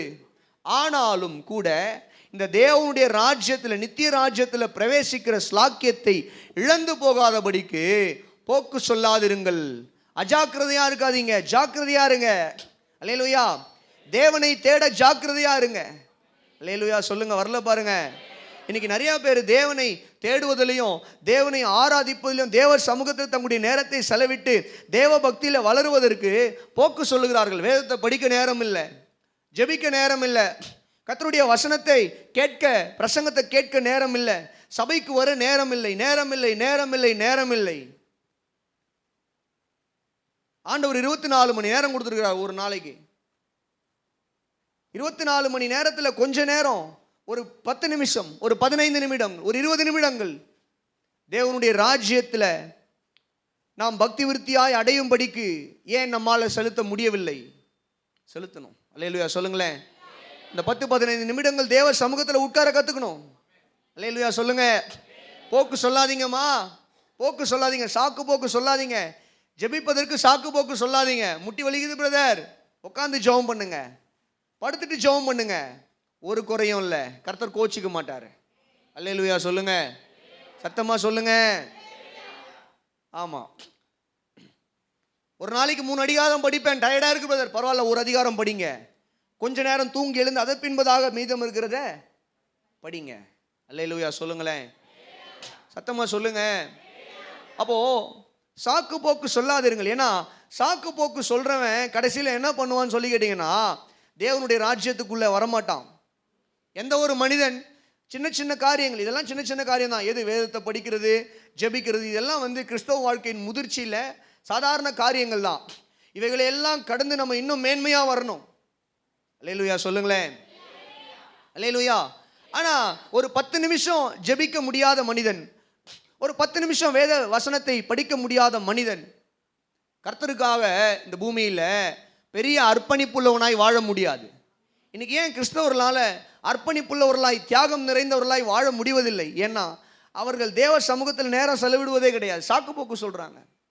ஒரு 10 நிமிஷம் ஜெபம் பண்ணுறதுக்கு சாக்கு போக்கு, ஒரு அதிகாரம் படிக்கிறதுக்கு சாக்கு போக்கு, சபைக்கு வருவதற்கு சாக்கு போக்கு, மற்ற எல்லா காரியங்கள் செய்வதற்கும் சாக்கு போக்கு சொல்லி சொல்லி சொல்லி சொல்லி இவர்களால் என்ன பண்ண முடியல? நிறைய நேரத்தில் தேவனுடைய ராஜ்யத்துக்காக வைராக்கியம் பாராட்ட முடியவில்லை, தேவனுடைய ராஜ்யத்திற்காக வாழ தங்களை வைராக்கியமாய் அர்ப்பணிக்க முடிவதில்லை, ஒரு தியாகம் இல்லை, பெரிய காரியங்களை கர்த்தருக்காக சாதிக்க முடிவதில்லை. அப்போ இவங்களெல்லாம் செய்யணும்னா நம்ம என்ன பண்ணணும்னு சொல்லி கேட்டிங்கன்னா, வாழ்க்கையில் இந்த சாக்கு போக்கு சொல்கிறத முதல்ல எடுத்து போடணும்.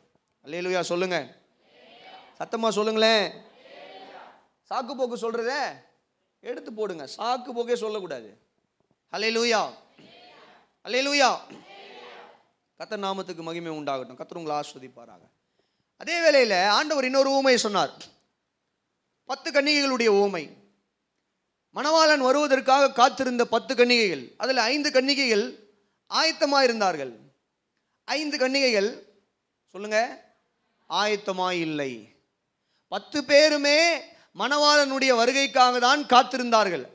மணவாளன் வருவாரு, ஒரு பாட்டு இருக்கு, மணவாளன் வர போறாரு, நான் முதலா பார்க்க போறேன்.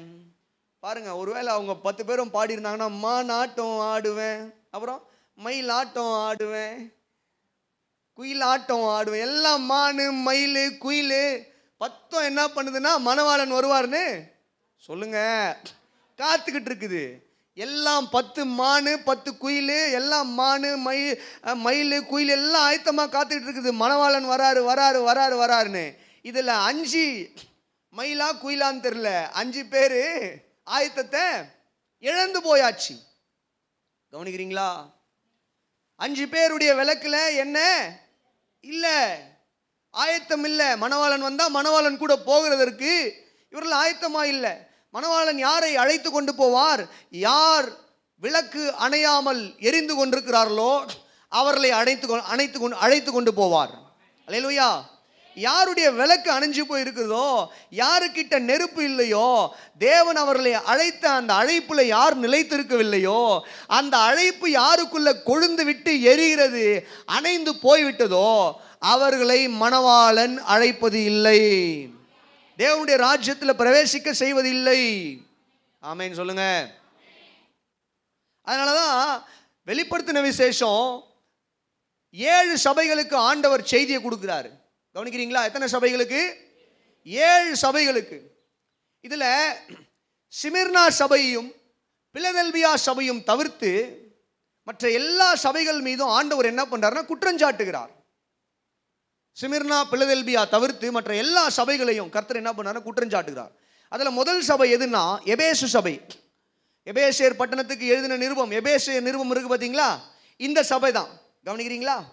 அந்த சபைக்கு அவர் எழுதும் போது எழுதுறாரு, என்ன எழுதுறாருன்னா, உன்னிடத்தில் உள்ள விளக்கு தண்டு அணைந்து போகாதபடிக்கு எச்சரிக்கையாயிரு. எடுத்துட்டீங்களா? யாராவது எடுத்தீங்களா? வெளிப்படுத்தின விசேஷம் 2வது அதிகாரத்தின் வாசிங்க. கர்த்தர் நாமத்துக்கு மகிமை உண்டாகட்டும். 5வது வசனம் வாசி பாருங்களேன். ஆகையால் இன்ன நிலைமையிலிருந்து விழுந்தாய் என்பதை நினைத்து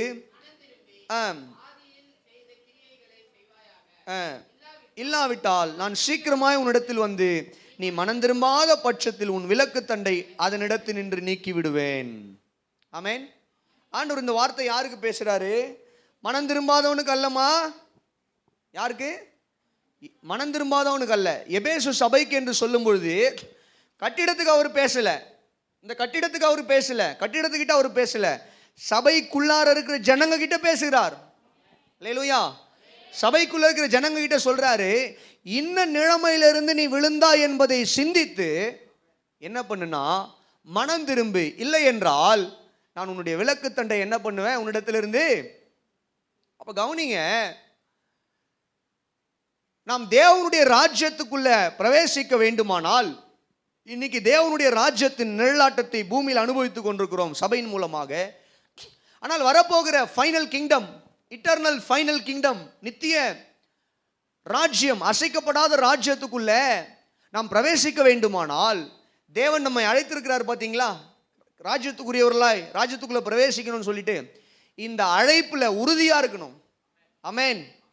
இந்த அழைப்புல உறுதியாகவும் அவருடைய ராஜ்யத்துக்குள்ள பிரவேசிக்க எப்பொழுதும் ஆயத்தமாகவும் இருக்க வேண்டும். அல்லேலூயா.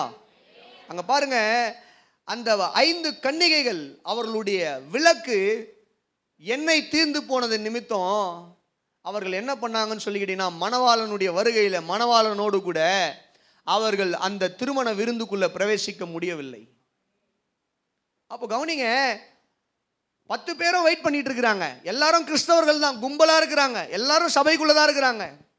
10 பேரும் கிறிஸ்தவர்கள் தான், அல்லது 100 பேரும் கிறிஸ்தவர்கள் தான், 1000 லட்சக்கணக்கான ஜனங்கள் இருக்கலாம். ஆனா கர்த்தர் யாரை தம்முடைய ராஜ்யத்தில் அவர் இணைக்கிறார், அழைக்கிறார், சேர்க்கிறார் என்றால் ஆயத்தமாய் இருக்கிறவர்களை. அல்லேலூயா. இயேசுவின் இரத்தத்தால் கழுவப்பட்டு அவருடைய அழைப்பிலையும் அவர் அழைத்த அழைப்பிலையும் அவர் அழைத்த அந்த அழைப்பில் உறுதியாகவும் ஜாக்கிரதையாகவும் முடிவு பரியந்தம் நிலை நிற்கிறவர்களை கர்த்தர் தம்முடைய ராஜ்யத்தில் என்ன பண்றாருன்னு சொல்லி கேட்டீங்கன்னா இணைக்கிறார். கரங்களை உயர்த்தி ஒரு அல்லேலூயா சொல்லுவீங்களா? சபையே நல்ல ஒரு அல்லேலூயா சொல்லுங்க. அல்லேலூயா.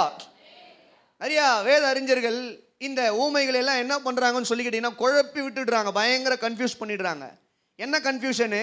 இவைகள் எல்லாம் கடைசி காலத்துல யூதர்களுக்கு நடக்க போகிற காரியங்கள் என்று, அதெல்லாம் ஏதாவது கண்ட கடைசி கால புத்தகங்களை எல்லாம் படிச்சுட்டு பெணாத்தக்கூடிய காரியங்கள் இவைகள் எல்லாம். அவைகள் எல்லாம் என்ன பண்ண செவி கொடுக்காதீங்க, நல்லா கவனிங்க. கர்த்தர் நாமத்துக்கு மகிமை உண்டாகட்டும். தேவனுடைய அழைப்பில் கர்த்தர் அழைத்த அந்த அழைப்பை பெற்றுக்கொண்டு ரட்சிக்கப்பட்டு தேவனுடைய ராஜ்யத்தில் தேவன் நமக்கு கொடுத்திருக்கிற அந்த அழைப்பையும் ரட்சிப்பையும் நாம் அணைந்து போகாமல் உறுதியாய் பற்றி கொண்டிருக்கும் பொழுதுதான் மணவாளனுடைய வருகையில நாம் பிரவேசிக்க முடியும். நித்திய ராஜ்யத்துக்குள்ள நம்ம பிரவேசிக்க முடியும். ஆகவே தேவன் உங்களை அழைத்ததனுடைய முதல் நோக்கம் என்னன்னா, தம்முடைய ராஜ்யத்தை சுதந்தரிக்கும்படி அழைத்தார். ஆமென். நல்லா தான் சொல்லுங்களேன். நம்முடைய ராஜ்யத்தில் பிரவேசிக்கும்படி தேவன் உங்களை அழைத்திருக்கிறார், நம்மை அழைத்திருக்கிறார். அந்த அழைப்பை நாம் ஒரு நாளும் தட்டி கழிக்காதபடிக்கு, அந்த அழைப்பை ஒரு நாளும் நாம் உதாசீனப்படுத்தாதபடிக்கு, அந்த அழைப்பை ஒரு நாளும் நம்ம விட்டு விட்டு அஜாக்கிரதை உள்ளவர்களாய் மாறாதபடிக்கு எச்சரிக்கையாக இருக்க வேண்டும். ஆமென். அல்லேலூயா சொல்லுங்களேன், சத்தமா சொல்லுங்களேன். சில நேரத்தில் என் பையன்கிட்ட சொல்லுவேன், இந்த பாரு, நீ ஒழுங்கா அமைதியா இருந்தாதான் உன்னை என்ன பண்ணுவேன், கூட்டு போய் கடையில் ஐஸ்கிரீம் வாங்கி கொடுப்பேன். சாயங்காலம் தான் கூட்டு போவேன். காலையில் எங்கேயாவது கூட்டு போனேன்னா சாயங்காலம் 6 மணிக்கு தான் உனக்கு வாங்கி கொடுப்பேன், 5:30 மணிக்கு தான் வாங்கி கொடுப்பேன். ஏன்னா காலையிலேருந்து சாயங்காலம் வரைக்கும் அவன் சும்மா இருக்கணும் பாருங்க.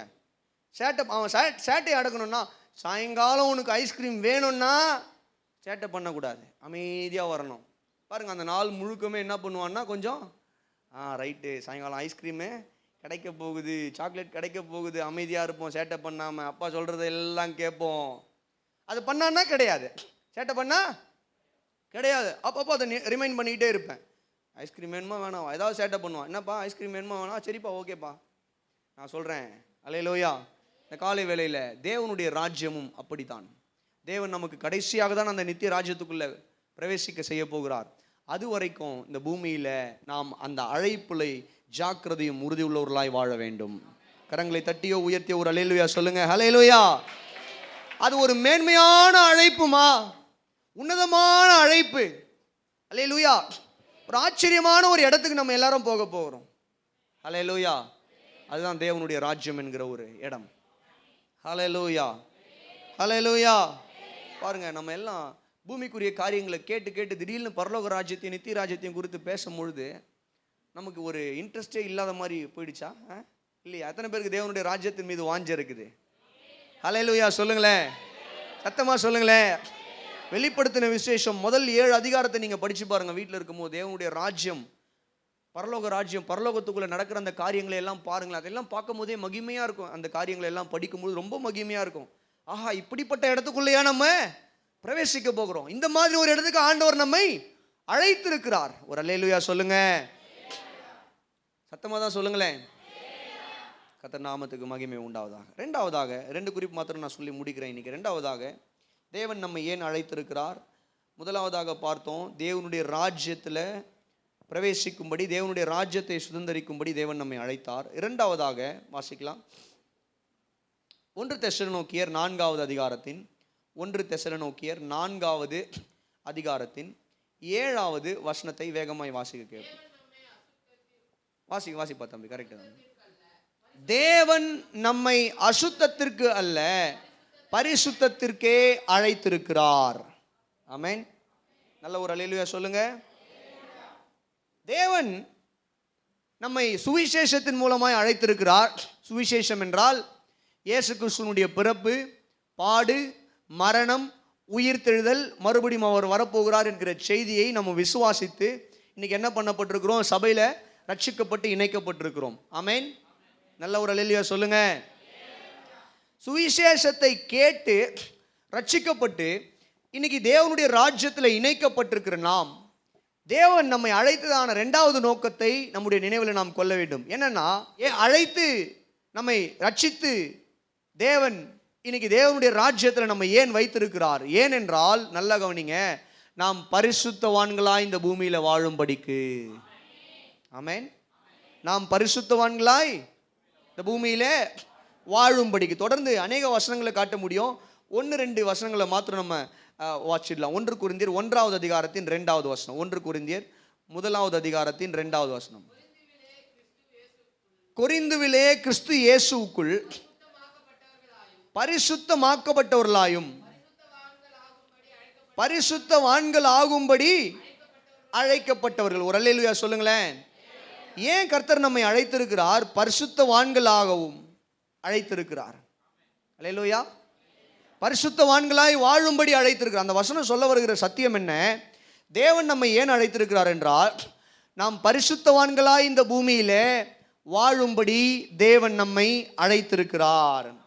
2 தீமோத்தேயு 1வது அதிகாரத்தின் 9வது வசனம். 2 தீமோத்தேயு 1வது அதிகாரத்தின் 9வது வசனத்துல, அவர் நம்முடைய கிரியைகளின்படி நம்மை ரட்சிக்காமல் தம்முடைய தீர்மானத்தின்படியும் ஆதி காலம் முதல் கிறிஸ்து இயேசுவுக்குள் நமக்கு அருளப்பட்ட கிருபையின்படியும் நம்மை ரட்சித்து பரிசுத்த அழைப்பினாலே அழைத்தார். அவர் நம்மை அழைத்த அழைப்பு பரிசுத்தமான அழைப்புன்னு வேதம் சொல்லுது. அப்படின்னா என்ன அர்த்தம்? பரிசுத்தவானாகிய தேவன் பரிசுத்தமாய் நாம் வாழும்படி நம்மை அழைத்திருக்கிறார். நல்ல ஒரு அல்லேலூயா சொல்லுங்க. பரிசுத்தமான தேவன் நாம் பரிசுத்தவான்களாய் இந்த பூமியில வாழும்படிக்கு நம்மை அழைத்திருக்கிறார். சரி, கவனிங்க. இந்த காலை வேளையில அதே 1 தெசலோனிக்கேயர் 4வது அதிகாரத்தின் 7வது வசனம் வாசித்தோம் இல்லையா? அதுல 3வது வசனம் சொல்லுது, நீங்கள் பரிசுத்தமான்கள் ஆக வேண்டும் என்பது தேவனுடைய சித்தமாய் இருக்கிறது. ஆமென். தேவனுடைய சித்தம் என்ன? நாம் பரிசுத்தவான்களாய் இந்த பூமியில வாழ வேண்டும் என்பதுதான் தேவனுடைய சித்தமாய் இருக்கிறது. ஒரு அல்லேலூயா சொல்லுங்க. பாஸ்டர் நிறைய வசனம் காட்டிக்கிட்டே இருக்கிறீங்க, பேசி விளக்கம் கொடுங்க, அப்போதான் எங்களுக்கு புரியும்ன்றீங்களா? முதல்ல வசனத்தை எல்லாம் பார்த்துட்டீங்க இல்லையா? கிட்டத்தட்ட 3-4 வசனங்களை காட்டியிருக்கிறேன். இத்தனை வசனங்களும் எதுக்கு காட்டினேன் அப்படின்னா, வேதம் என்ன இன்னும் 10 வசனம் காட்ட முடியும். இதே மாதிரி புதிய ஏற்பாட்டில் இருந்து, பழைய ஏற்பாட்டில் இருந்துன்னா இன்னும் நிறைய வசனங்களை காட்டலாம். சரி, விஷயத்துக்கு வரேன். தேவன் நம்மை ஏன் அழைத்திருக்கிறார்? 2வது அழைப்பு, இந்த பூமியில நாம் பரிசுத்தவான்களாய் வாழும்படி அழைத்திருக்கிறார். ஆகவேதான் இயேசுவானவர் சிலுவையில பாவங்களை எல்லாம் கழுவுகிறார். பாவங்களை எல்லாம் கழுவும் போது என்னங்க ஆகுது? ஒரு அழுக்கு சட்டை இருக்குங்க, ஒரு அழுக்கு சட்டை எடுத்துக்கோங்க. அந்த சட்டையை என்ன பண்றோம்? அதை பார்க்கும்போது அது அழுக்கு சட்டை, அதை போய் யாராவது போடுவாங்களா? அதை தூக்கி டஸ்ட்பினா பின்ல போடு. அல்லேலூயா சொல்லுங்க. அப்ப என்ன பண்ணுவோம்? ஆனா அதே அழுக்கு சட்டையை எடுத்து அதை நல்லா ரின்னோ இல்லை ஏரியலோ போட்டு நல்லா துவச்சி, ஒரு காலத்துல எல்லாம் உஜாலா இருந்தது, இப்போ வேற ஏதாவது இருக்கா? இல்லையா? வெறும் ஆளா? அன்னைக்கு உஜாலா, இன்னைக்கு வெறும் ஆளாமா. பாருங்க ரியாஸ் எப்படி வந்துட்டாரு. கர்த்தர் நல்லவர்.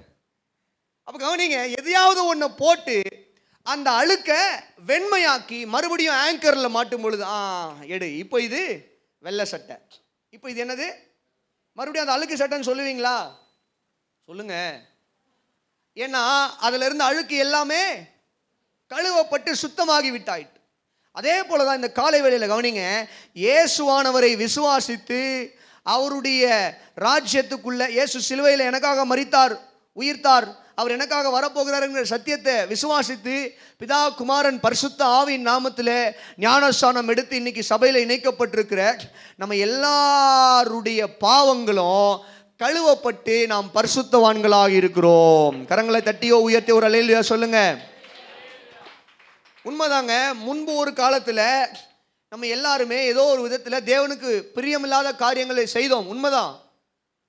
யாராக இருந்தாலுமே, எவ்வளவு பெரிய ஊழியக்காரராக இருந்தாலுமே எல்லாருமே பாவிகளாக இருந்து மனம் திரும்பினவர்கள் தான். அது விசுவாசியா இருந்தாலும் சரி, பாஸ்டா இருந்தாலும் சரி, இல்லை வேற எந்த பெரிய ஊழியக்காரங்களா இருந்தாலும் சரி, எல்லாரும் பாவிகளாக இருந்து இயேசு கிறிஸ்துவின் இரத்தத்தால கழுவப்பட்டு இன்னைக்கு பரிசுத்தவான்களாக மாறி இருக்கிறோம். அல்லேலூயா சொல்லுங்களேன். அப்போ ஆண்டவர் நல்ல கவனிங்க, இன்றைக்கு நம்மை பரிசுத்தவான்களாய் மாற்றி இருக்கிறார். இன்னைக்கு தேவனுடைய ராஜ்யத்தில் இருக்கிற நம்மை சொல்லுங்க பரிசுத்தவான்களாக மாற்றி இருக்கிறார். ஆகவே நல்ல கவனிங்க, நாம் பரிசுத்தவான்களாய் வாழ வேண்டும். சத்தமா சொல்லுங்க. நம்ம என்ன பண்ணணும்? பரிசுத்தவான்களாய் வாழ வேண்டும். ஒரு அல்லேலூயா சொல்லுங்க. சத்தமா சொல்லுங்க. கர்த்தர் நாமத்துக்கு மகிமை உண்டாகட்டும். இந்த காலை வேளையில் நான் சொல்றேன், தேவனுடைய அழைப்பை பெற்றுக்கொண்ட நீங்கள் இயேசுவின் இரத்தத்தால் கழுவப்பட்டு தேவன் உங்களை பரிசுத்தவான்களாய் மாற்றி இருக்கிறார். ஆகவே இந்த பூமியில நாம் பரிசுத்தம் உள்ளவர்களாய் வாழுவது அவசியமாக இருக்கிறது. தேவன் நம்ம மேல வச்ச அழைப்பு. ஆண்டவர் சொல்லும் போது சொன்னார் பழைய ஏற்பாட்டில், நான் பரிசுத்தர், ஆகவே நீங்களும் பரிசுத்தராயிருங்கள். அதே காரியத்தை பேதுரு எழுதுகிறார். 1 பேதுரு 1வது அதிகாரத்தின் 15வது வசனத்தில் கிறிஸ்தவர்களுக்கு எழுதுகிறார், உங்களை அழைத்த தேவன், உங்களை அழைத்த கர்த்தர் பரிசுத்தராயிருக்கிறபடினால நீங்களும் பரிசுத்தவான்களாயிருங்கள் என்று எழுதுகிறார். அல்லேலூயா சொல்லுங்களேன். அப்போ இந்த காலை வேளையில கவனிங்க, தேவன் நம்ம ஏன் அழைத்திருக்கிறாருன்னு சொல்லி கேட்டீங்கன்னா, இந்த பூமியில பரிசுத்தம் உள்ளவர்களாய் வாழும்படி அழைத்திருக்கிறார். ஆகவே நல்லா கவனிங்க, இந்த உலகத்தின் நிமித்தம் வருகிற தேவையற்ற கரைகளை எல்லாம் நம்ம மேலே பூசி கொள்ளாதபடிக்கு நாம் எச்சரிக்கையாய் கவனமாய் இந்த பூமியில வாழ்வது அவசியமாக இருக்கிறது. எபேசியர் 5:27 வாசிக்கிறோம், கரை திரை இல்லாத சபையை அவர் தமக்கு சொந்தமாக்கி கொள்ளவே அவர் என்ன பண்றார்னா தம்மை தாமே ஒப்பு கொடுத்தார். சிலுவையில இயேசுவானவர் ஏன் தம்மை ஒப்பு கொடுத்தார்? ஏன்னா ரட்சிக்கப்பட்டிருக்கிற நம்ம அழுக்கா பாவிகளாய் அல்ல, பரிசுத்தவான்களாய் மாற்றி கரை திரை இல்லாதவர்களாய் தேவனுடைய ராஜ்யத்தில் கொண்டு போய் உட்கார வைக்க வேண்டும் என்று நம்மை அவர் தெரிந்து கொண்டிருக்கிறார். நமக்காக அவர் சிலுவையில் மரித்திருக்கிறார். ஒரு அல்லேலூயா சொல்லுங்க. அப்போ மணவாளன் மணவாட்டிக்காக காத்திருக்கிறாரு. இந்த மணவாட்டி தன்னை கரை திரை இல்லாதவளாய் காத்துக்கொள்ள வேண்டும். ஆமென். இந்த பூமியில நம்மை நாம் கரை படுத்தி கொள்ளுகிறவர்களாய் அல்ல, கரை திரை இல்லாதவர்களாய் வாழ நம்மை அர்ப்பணிக்க வேண்டும். அப்படின்னா என்ன அர்த்தம்? பாவ காரியங்களை எடுத்து நம்ம மேலே பூசிக்கொண்டு வாழ்வதற்கல்ல, பரிசுத்தவான்களாய் வாழ்வதற்கு கர்த்தர் நம்மை அழைத்திருக்கிறார். உங்களை பார்க்குறவங்க சொல்லணும், அவர் ஒரு பரிசுத்தவான். ஆமென். உங்களை பார்க்குறவங்க சொல்லணும், நல்ல பையங்க, நல்ல மனுஷங்க, நல்ல அம்மாங்க, அவங்க நல்ல சகோதரிங்க, பரிசுத்தவான், அவர்கள் பரிசுத்தவான்கள். அல்லேலூயா. இன்னைக்கு நிறைய நேரத்தில் நம்ம என்ன நினச்சிக்கிட்டு இருக்கிறோம்? பரிசுத்தம் என்பது உடையில பரிசுத்தம் அவசியம்தான், நான் இல்லைன்னு சொல்ல மாட்டேன். யாருமே அழுக்கு வஸ்திரத்தை போட மாட்டாங்க, ஈவன் நானும் போட மாட்டேன். எல்லாருக்குமே உடையில பரிசுத்தம் அவசியம்தான். ஆனால் அதை காட்டிலும் உள்ளத்தில் பரிசுத்தமாக தான் கர்த்தர் அழைத்திருக்கிறார். அல்லேலூயா. உள்ளத்தில் பரிசுத்தம் அவசியமா இருக்குது. பரிசுத்தம் இல்லாமல் ஒருவனும் தேவனை முடியாது. கர்த்தர் உங்க கூட பேசணும், கர்த்தர் உங்களுடைய வாழ்க்கையில இடைப்படணும் அப்படின்னா பரிசுத்தத்துக்கு உங்களை ஒப்பு கொடுங்கள். அல்லேலூயா. சத்தமா சொல்லுங்களேன். அதற்காகவே தேவ ஆவியானவர் நமக்கு கொடுக்கப்பட்டிருக்கிறார். இந்த வசனத்தை சொல்லிட்டு பவுல் அடுத்த வசனத்துல சொல்லுகிறதை பார்க்கிறோம். 1 தெசலோனிக்கேயர் 4:7 அவர் சொல்றாரு, தேவன் நம்மை அசுத்தத்திற்கு அல்ல பரிசுத்தத்திற்கே அழைத்திருக்கிறார். ஆகையால் அசட்டை பண்ணுகிறவன் மனுஷரை அல்ல, தமது பரிசுத்த ஆவியை நமக்கு தந்தருளின தேவனையே அசட்டை பண்ணுகிறான். ரெண்டுத்தையும் சேர்த்து தான் வாசிக்கணும். 7:8 வாசிக்கிறோம், தேவன் நம்மை அசுத்தத்திற்கு அழைக்கவில்லை, அசுத்தமாய் வாழும்படி அழைக்கவில்லை. அம்மா ஐயா கவனிங்க, இந்த பூமியில அசுத்தமுள்ள காரியங்களை பேசும்படிக்கு, கெட்ட வார்த்தைகளை பேசும்படிக்கு, தகாத காரியங்களை பேசும்படிக்கு, மோசமான காரியங்களில் ஈடுபடும்படிக்கு, கர்த்தருக்கு பிரியமில்லாத கெட்ட பழக்கங்களில் ஈடுபட்டு நம்மை அசுத்தப்படுத்தி கொள்வதற்கு தேவன் நம்மை அழைக்கவில்லை. அல்லேலூயா. அல்லேலூயா சொல்லுங்க, சத்தமா சொல்லுங்க. தகாத காரியங்களை பேசுறதுக்கு, தகாத காரியங்களை பார்க்கறதுக்கு, தகாத காரியங்கள் உடையவர்களாய் நடந்து கொள்வதற்கு தேவன் நம்மை அழைக்கவில்லை.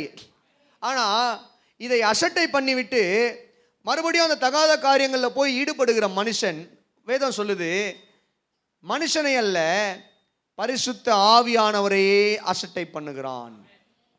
அல்லேலூயா. நாம் பரிசுத்தமாய் வாழாமல் நாம் அசுத்தத்துக்கு நேராக ஓடும்போது என்ன பண்றோமா? வேதம் சொல்லுது, பவுல் அப்போஸ்தலன் சொல்றார், நமக்குள்ள தேவன் கொடுத்திருக்கிற ஆவியானவரை நாம் அசட்டை பண்ணுகிறோம். எனக்கு இதுதான் வேணும், எனக்கு இதுதான் வேணும் அப்படின்னு சொல்லி நம்ம என்ன பண்றோம்? பரிசுத்த ஆவியானவரை அசட்டை பண்ணி அவர் ஒரு பொருட்டாவே எடுக்காம. ஏன் இந்த இடத்துல பவுல் இதை சொல்றாரு, ஆவியானவரை நம்ம அசட்டை? ஏன்னா நம்ம பரிசுத்தமாய் வாழும்படிக்கு தான் பரிசுத்த ஆவியானவரையே தேவன் நமக்கு கொடுத்திருக்கிறாரு. அல்லேலூயா. இன்னைக்கு நிறைய பேர் என்ன பண்றாங்கன்னா, பரிசுத்த ஆவியானவரை பெற்றுக்கொண்டேன்னு சொல்லிட்டு எல்லா அந்நிய பாஷை பேசுவாங்க. இவங்க பேசுற அந்நிய பாஷை பரலோகத்துக்கே புரியாது, அந்த மாதிரி பேசுவாங்க.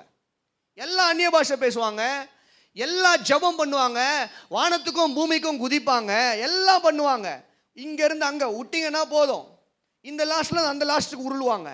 இங்க இருந்து எல்லாம் பண்ணுவாங்க, ஜம்ப் பண்றது, சர்க்கஸ் காட்டுறது, ஜம்பிங் கேஸ்டில் எல்லாம் பண்ணுவாங்க. தப்பா நான் சொல்லலை, அந்நிய பாஷை பேசுகிறவர்கள் அல்லது பரிசுத்த ஆவியில நிரம்பி காரியங்களை செய்கிறவர்கள் தப்பா நான் சொல்லலை. ஆனா கவனிங்க, அதே மனிதர்ல நீங்க திங்கக்கிழமையோ இல்லை செவ்வாய்க்கிழமையோ வெளியே போய் பார்ப்பீர்களானால் தெருக்குழாயில சண்டை போட்டுக்கிட்டு இருப்பாங்க, அடுத்தவங்க வீட்டு வாசல்ல போய் சண்டை போட்டுக்கிட்டு இருப்பாங்க, தகாத காரியங்களை பேசி கொண்டிருப்பாங்க, அல்லது குடும்பத்திலேயே டிவியில தகாத காரியங்கள் ஓடிக்கொண்டிருக்கும் வீட்டில்.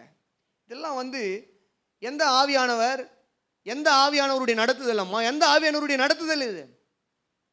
எந்த ஆவியானவருடைய நடத்துதல்? அப்ப கவனிங்க, தேவன் நம்மை அசுத்தத்திற்கு அல்ல பரிசுத்தத்துக்கு அழைத்திருக்கிறார். அப்ப பரிசுத்த ஆவியானவர் நமக்குள்ள இருப்பாரேயானால், நல்லா கவனிங்க, தேவன் ஏன் பரிசுத்த ஆவியானவரை கொடுத்திருக்கிறார்? ஜிங்குன்னு குதிக்கிறதுக்கு இல்ல. தேவன் ஏன் பரிசுத்த ஆவியானவரை கொடுத்திருக்கிறாரானால், நாம் பரிசுத்தம் உள்ளவர்களாய் வாழும்படிக்கே கொடுத்திருக்கிறார். அல்லேலூயா சொல்லுங்க. அப்ப என்ன அர்த்தம்? நம்முடைய சிந்தனையில தகாத காரியங்கள் வரும்பொழுது, அல்லது தேவையற்ற காரியங்களை நம்ம செய்யலான்ற ஆசை நம்முடைய இருதயத்துக்குள்ள வரும்பொழுது, உள்ள இருக்கிற ஆவியானவர் என்ன பண்ணுவார்னா, அது தப்பு, வேணாம், போகாத, பார்க்காத, செய்யாத. அல்லேலூயா சொல்லுங்க. நீங்க சில வார்த்தைகளை பேசுவதற்கு முன்பதாகவே ஆண்டவர் சொல்லுவார் உள்ள இருந்து, வேணாம், தகாத வார்த்தை பேசாத, பேசாத. எவ்வளோ ஆண்டவர் போராடுவார். ஆனாலும் பிசாசு என்ன பண்ணுவான்? மேற்கொண்டு அதை பேச வச்சிடுவான். ஆண்டவர் சில இடங்களுக்கு போகாத, வேணாம், ஆவியானவர் சொல்லுவார் அங்க போகாத, ஒரு ஏவுதல் இருந்துகிட்டே இருக்கும். ஆனா பிசாசு என்ன பண்ணுவான்? சில நேரத்தில் நம்முடைய மாம்சத்தை போட்டு ரொம்ப டியூன் பண்ணி, எக்ஸ்ட்ரீம் ஃபேன் 5ல் வைக்கிற மாதிரி நல்லா மேக்சிமம் வச்சு என்ன பண்ணுவான்? மாம்சத்தை கிளறி விட்டு நீ போ. அப்ப என்ன ஆகுது? நம்ம என்ன பண்றோம்?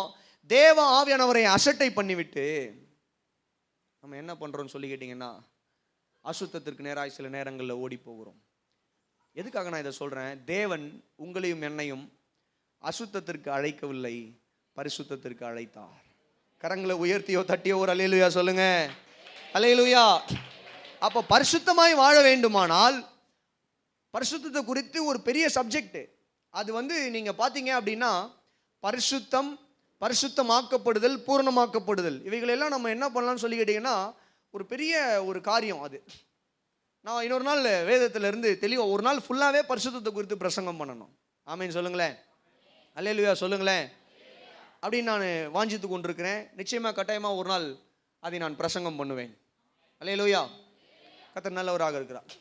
அதுலேருந்து ஒரு ரொம்ப குறைவான ஒரு சின்ன ஒரு பீஸ் தான் நான் இப்போ உங்கள் இவ்வளோ பெரிய கேக்கில் இருந்து ஒரு சின்ன பீஸ் எடுத்து கொடுக்குறாங்க இல்லையா? அந்த மாதிரி பரிசுத்தம் அப்படின்றது, பரிசுத்தமாக்கப்படுதல், பூரணமாக்கப்படுதல் இருந்தது ஒரு பெரிய கேக் மாதிரி. அதுலேருந்து ஒரு சின்ன பீஸ் தான் நான் இப்போ உங்களுக்கு கொடுக்குறேன். பரிசுத்தமாக வாழணும்னா 2 பீஸ் கொடுக்குறேன். முதல் பீஸு, பரிசுத்த ஆவியானவருடைய நடத்துதலுக்கு உங்களை ஒப்பு கொடுக்க வேண்டும். அல்லேலூயா. தேவ ஆவியானவர் உங்களுக்கு ஏவுகிற காரியங்களை, தேவ ஆவியானவர் ஏவுகிறார், இதை செய்யாதன்னு சொல்லிட்டாருன்னா செய்யாதீங்க. ஆமேன். சிலர்லாம் எல்லாம் பாவத்தையும் பண்ணிட்டு என்ன சொல்லுவாங்கன்னா, ஆண்டவருக்கு சித்தம் இல்லைன்னா ஆண்டவர் என்ன தடுக்க வேண்டியதானே, ஆண்டவருக்கு இந்த காரியம் எல்லாம் சித்தம் இல்லைன்னா ஆண்டவர் என்ன தடுக்க வேண்டியதானே, அவர் தானே அனுமதிச்சாரு, அவர் தானே என்ன போக வச்சாரு, தடுக்க வேண்டியதானே அப்படின்னு சொல்லி கேட்பாங்க. பாருங்க, ஆண்டவர் நம்மளை என்ன பண்ணலன்னு சொல்லி கேட்டீங்கன்னா, ரோபோட் மாதிரிலாம் வைக்கல. ரோபோட் மாதிரி வைக்கல, ஜெயிலில் வைக்கல. ஆண்டவர் நீ இந்த பக்கம் தான் திரும்பணும், இப்படி திரும்பக்கூடாது அப்படிலாம் வைக்கல. சுய விருப்பம் வச்சிருக்கிறாரு. அல்லேலூயா. அன்பின் நிமித்தம் நாம் அவருக்கு கீழ்ப்படிய வேண்டும் என்று விரும்புகிறார். ஆமேன். அதே நேரத்தில் தேவ ஆவியானவரை நமக்குள்ள வைத்திருக்கிறார். அவர் நம்மோடு கூட பேசும் பொழுது அந்த வார்த்தைக்கு கீழ்ப்படிந்து நம்ம அசுத்தத்தை விட்டு பரிசுத்தத்துக்கு நேராய் ஓட வேண்டும் என்று அவர் என்ன பண்றாருன்னா விரும்புகிறார். அல்லேலூயா. அவர் யாரையும் என்ன நம்ம எதிர்பார்க்கறது என்ன தெரியுமா? ஆண்டவர் என்ன கையை பிடிச்சிக்கணும், நாங்கள் போகவே விடக்கூடாது. அப்படி இல்லை, அப்படி இல்லை. ஆண்டவர் எப்படி விரும்புகிறாருன்னா, அவர் உன்னுடைய உள்ளத்தில் பேசுவார். அந்த வார்த்தைக்கு கீழ்ப்படிந்து எனக்கு இது வேணான்னு சொல்லிட்டு விலகி பரிசுத்தத்துக்கு நேராய் நடக்க வேண்டும் என்பதை தான் கர்த்தர் விரும்புகிறார். அல்லேலூயா சொல்லுங்க, சத்தமா சொல்லுங்க. இது ஒன்று. பரிசுத்தமாக வாழணும் அப்படின்னா முதல் பெரிய கேக்கிலேருந்து ஒரு சின்ன பீஸ் எடுத்து கொடுத்துருக்குறேன். என்ன பீஸ்னா, அதான் முக்கியமான பீஸ் இது. அதனால தான் இந்த 2 பீஸை கொடுக்குறேன். என்ன முக்கியமான பீஸ் கொடுத்துருக்குறேன் இப்போ அப்படின்னு சொல்லி கேட்டிங்கன்னா, பரிசுத்த ஆவியானவரால் நம்ம நடத்தப்படும் பொழுது பரிசுத்தம் உள்ளவர்களாய் வாழ்வோம். ஆமேன்.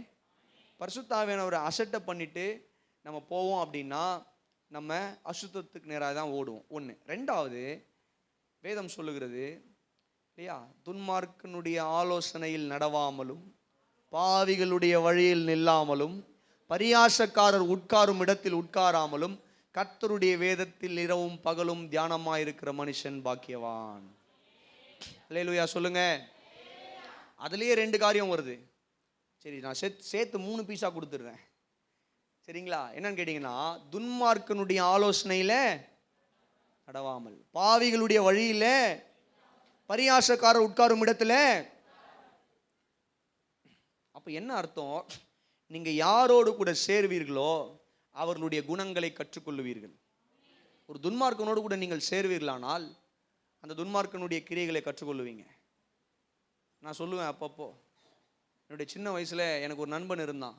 அவன் கோயிலா போயிட்டு பாருங்க, தம்பி ஞாபகம் வச்சிருக்கான் பாருங்க, கோயிலா போயிட்டு என் ஃப்ரெண்டு ஒருத்தன் செருப்பு திருடுவான். ஆமாங்க, சொன்னது இல்லையா உங்களுக்கு? தெரியாதா?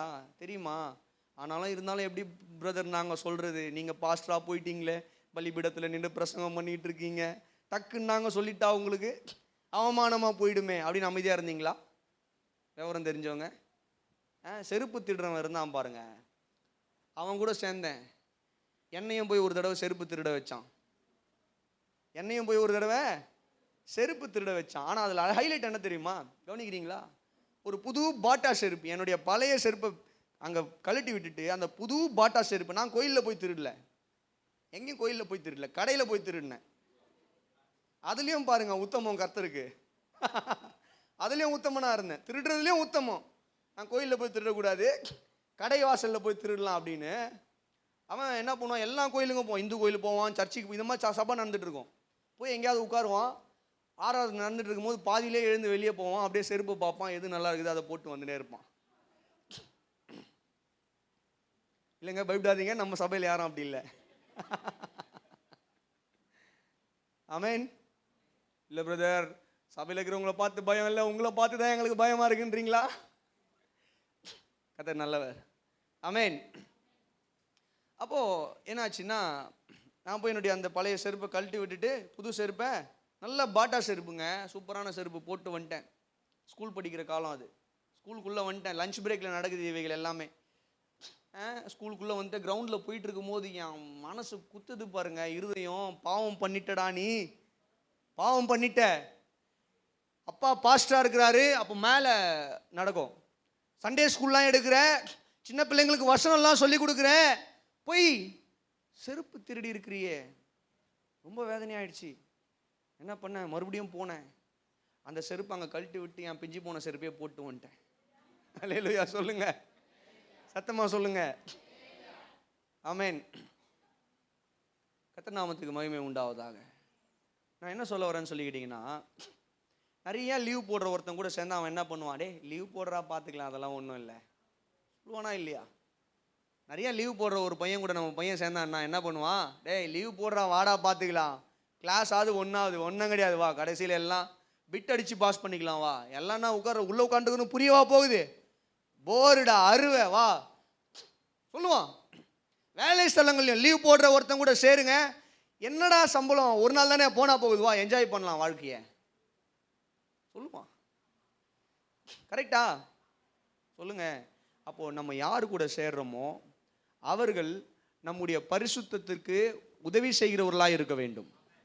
அல்லேலூயா. ஜெபிக்கிறவங்க கூட சேர்ந்து பாருங்க, ஜெபம் பண்ணுவீங்க. அல்லேலூயா. வேத வசனத்தை படிக்கிறவங்க கூட சேர்ந்து பாருங்க, இன்னும் வேத வசனத்தை கற்றுக்கொள்ளுவீர்கள். அல்லேலூயா சொல்லுங்க. தேவ பக்தியில வளருகிறவர்களோடு கூட ஐக்கியம் வையுங்கள், தேவ பக்தியில வளருவீர்கள். அல்லேலூயா சொல்லுங்க. வாழ்க்கையில முன்னேறான் பாத்தீங்களா, ஒரு இடம் வாங்குவான், வீடு கட்டுவான், பைக் வாங்குவான், எல்லாம் ஒரு காரியமா படிப்படியா முன்னேறுவான். அவன் கூட சவகாசம் வைங்க. அல்லேலூயா. நானும் வாங்கணும், நானும் செய்யணும், முன்னேறுவீங்க.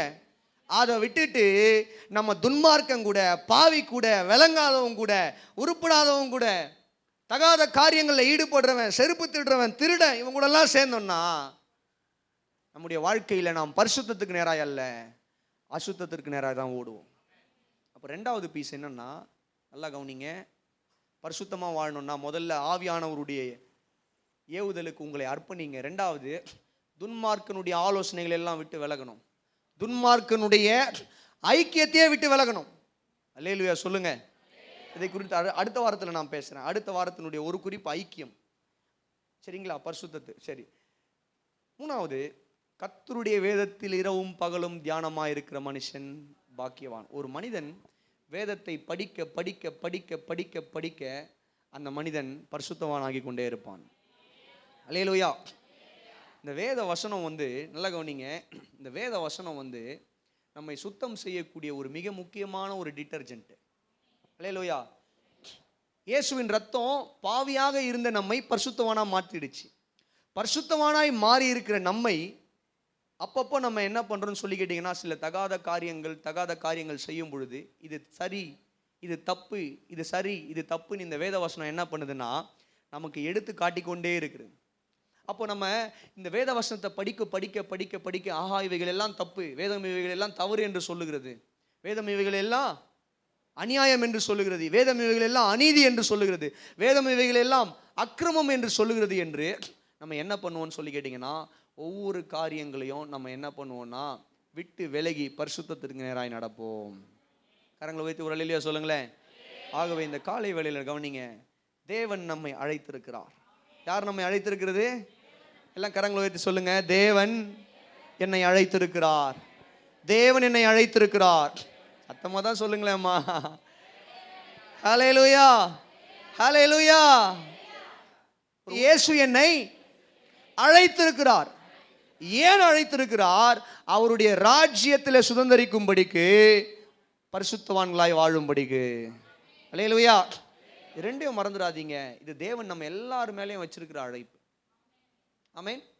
இது தேவன் எல்லார் மேலே, என் மேல, உங்க மேல, உங்களுடைய குடும்பத்தின் மீது தேவன் வைத்திருக்கிற அழைப்பு. தேவனுடைய ராஜ்யத்துக்குள்ள நம்ம பிரவேசிக்கணும். ஒன்று. ரெண்டாவது, இந்த பூமியில சொல்லுங்க பரிசுத்த உள்ளவர்களாய் வாழ வேண்டும். ஆமென். இன்னும் ஒரு 3 காரியம் இருக்குது. அடுத்த வாரத்தில் தியானிக்க கர்த்தர் உங்களுக்கு உதவி செய்வாராக. கரங்களை உயர்த்தி ஒரு அல்லேலூயா சொல்லுவீங்களா?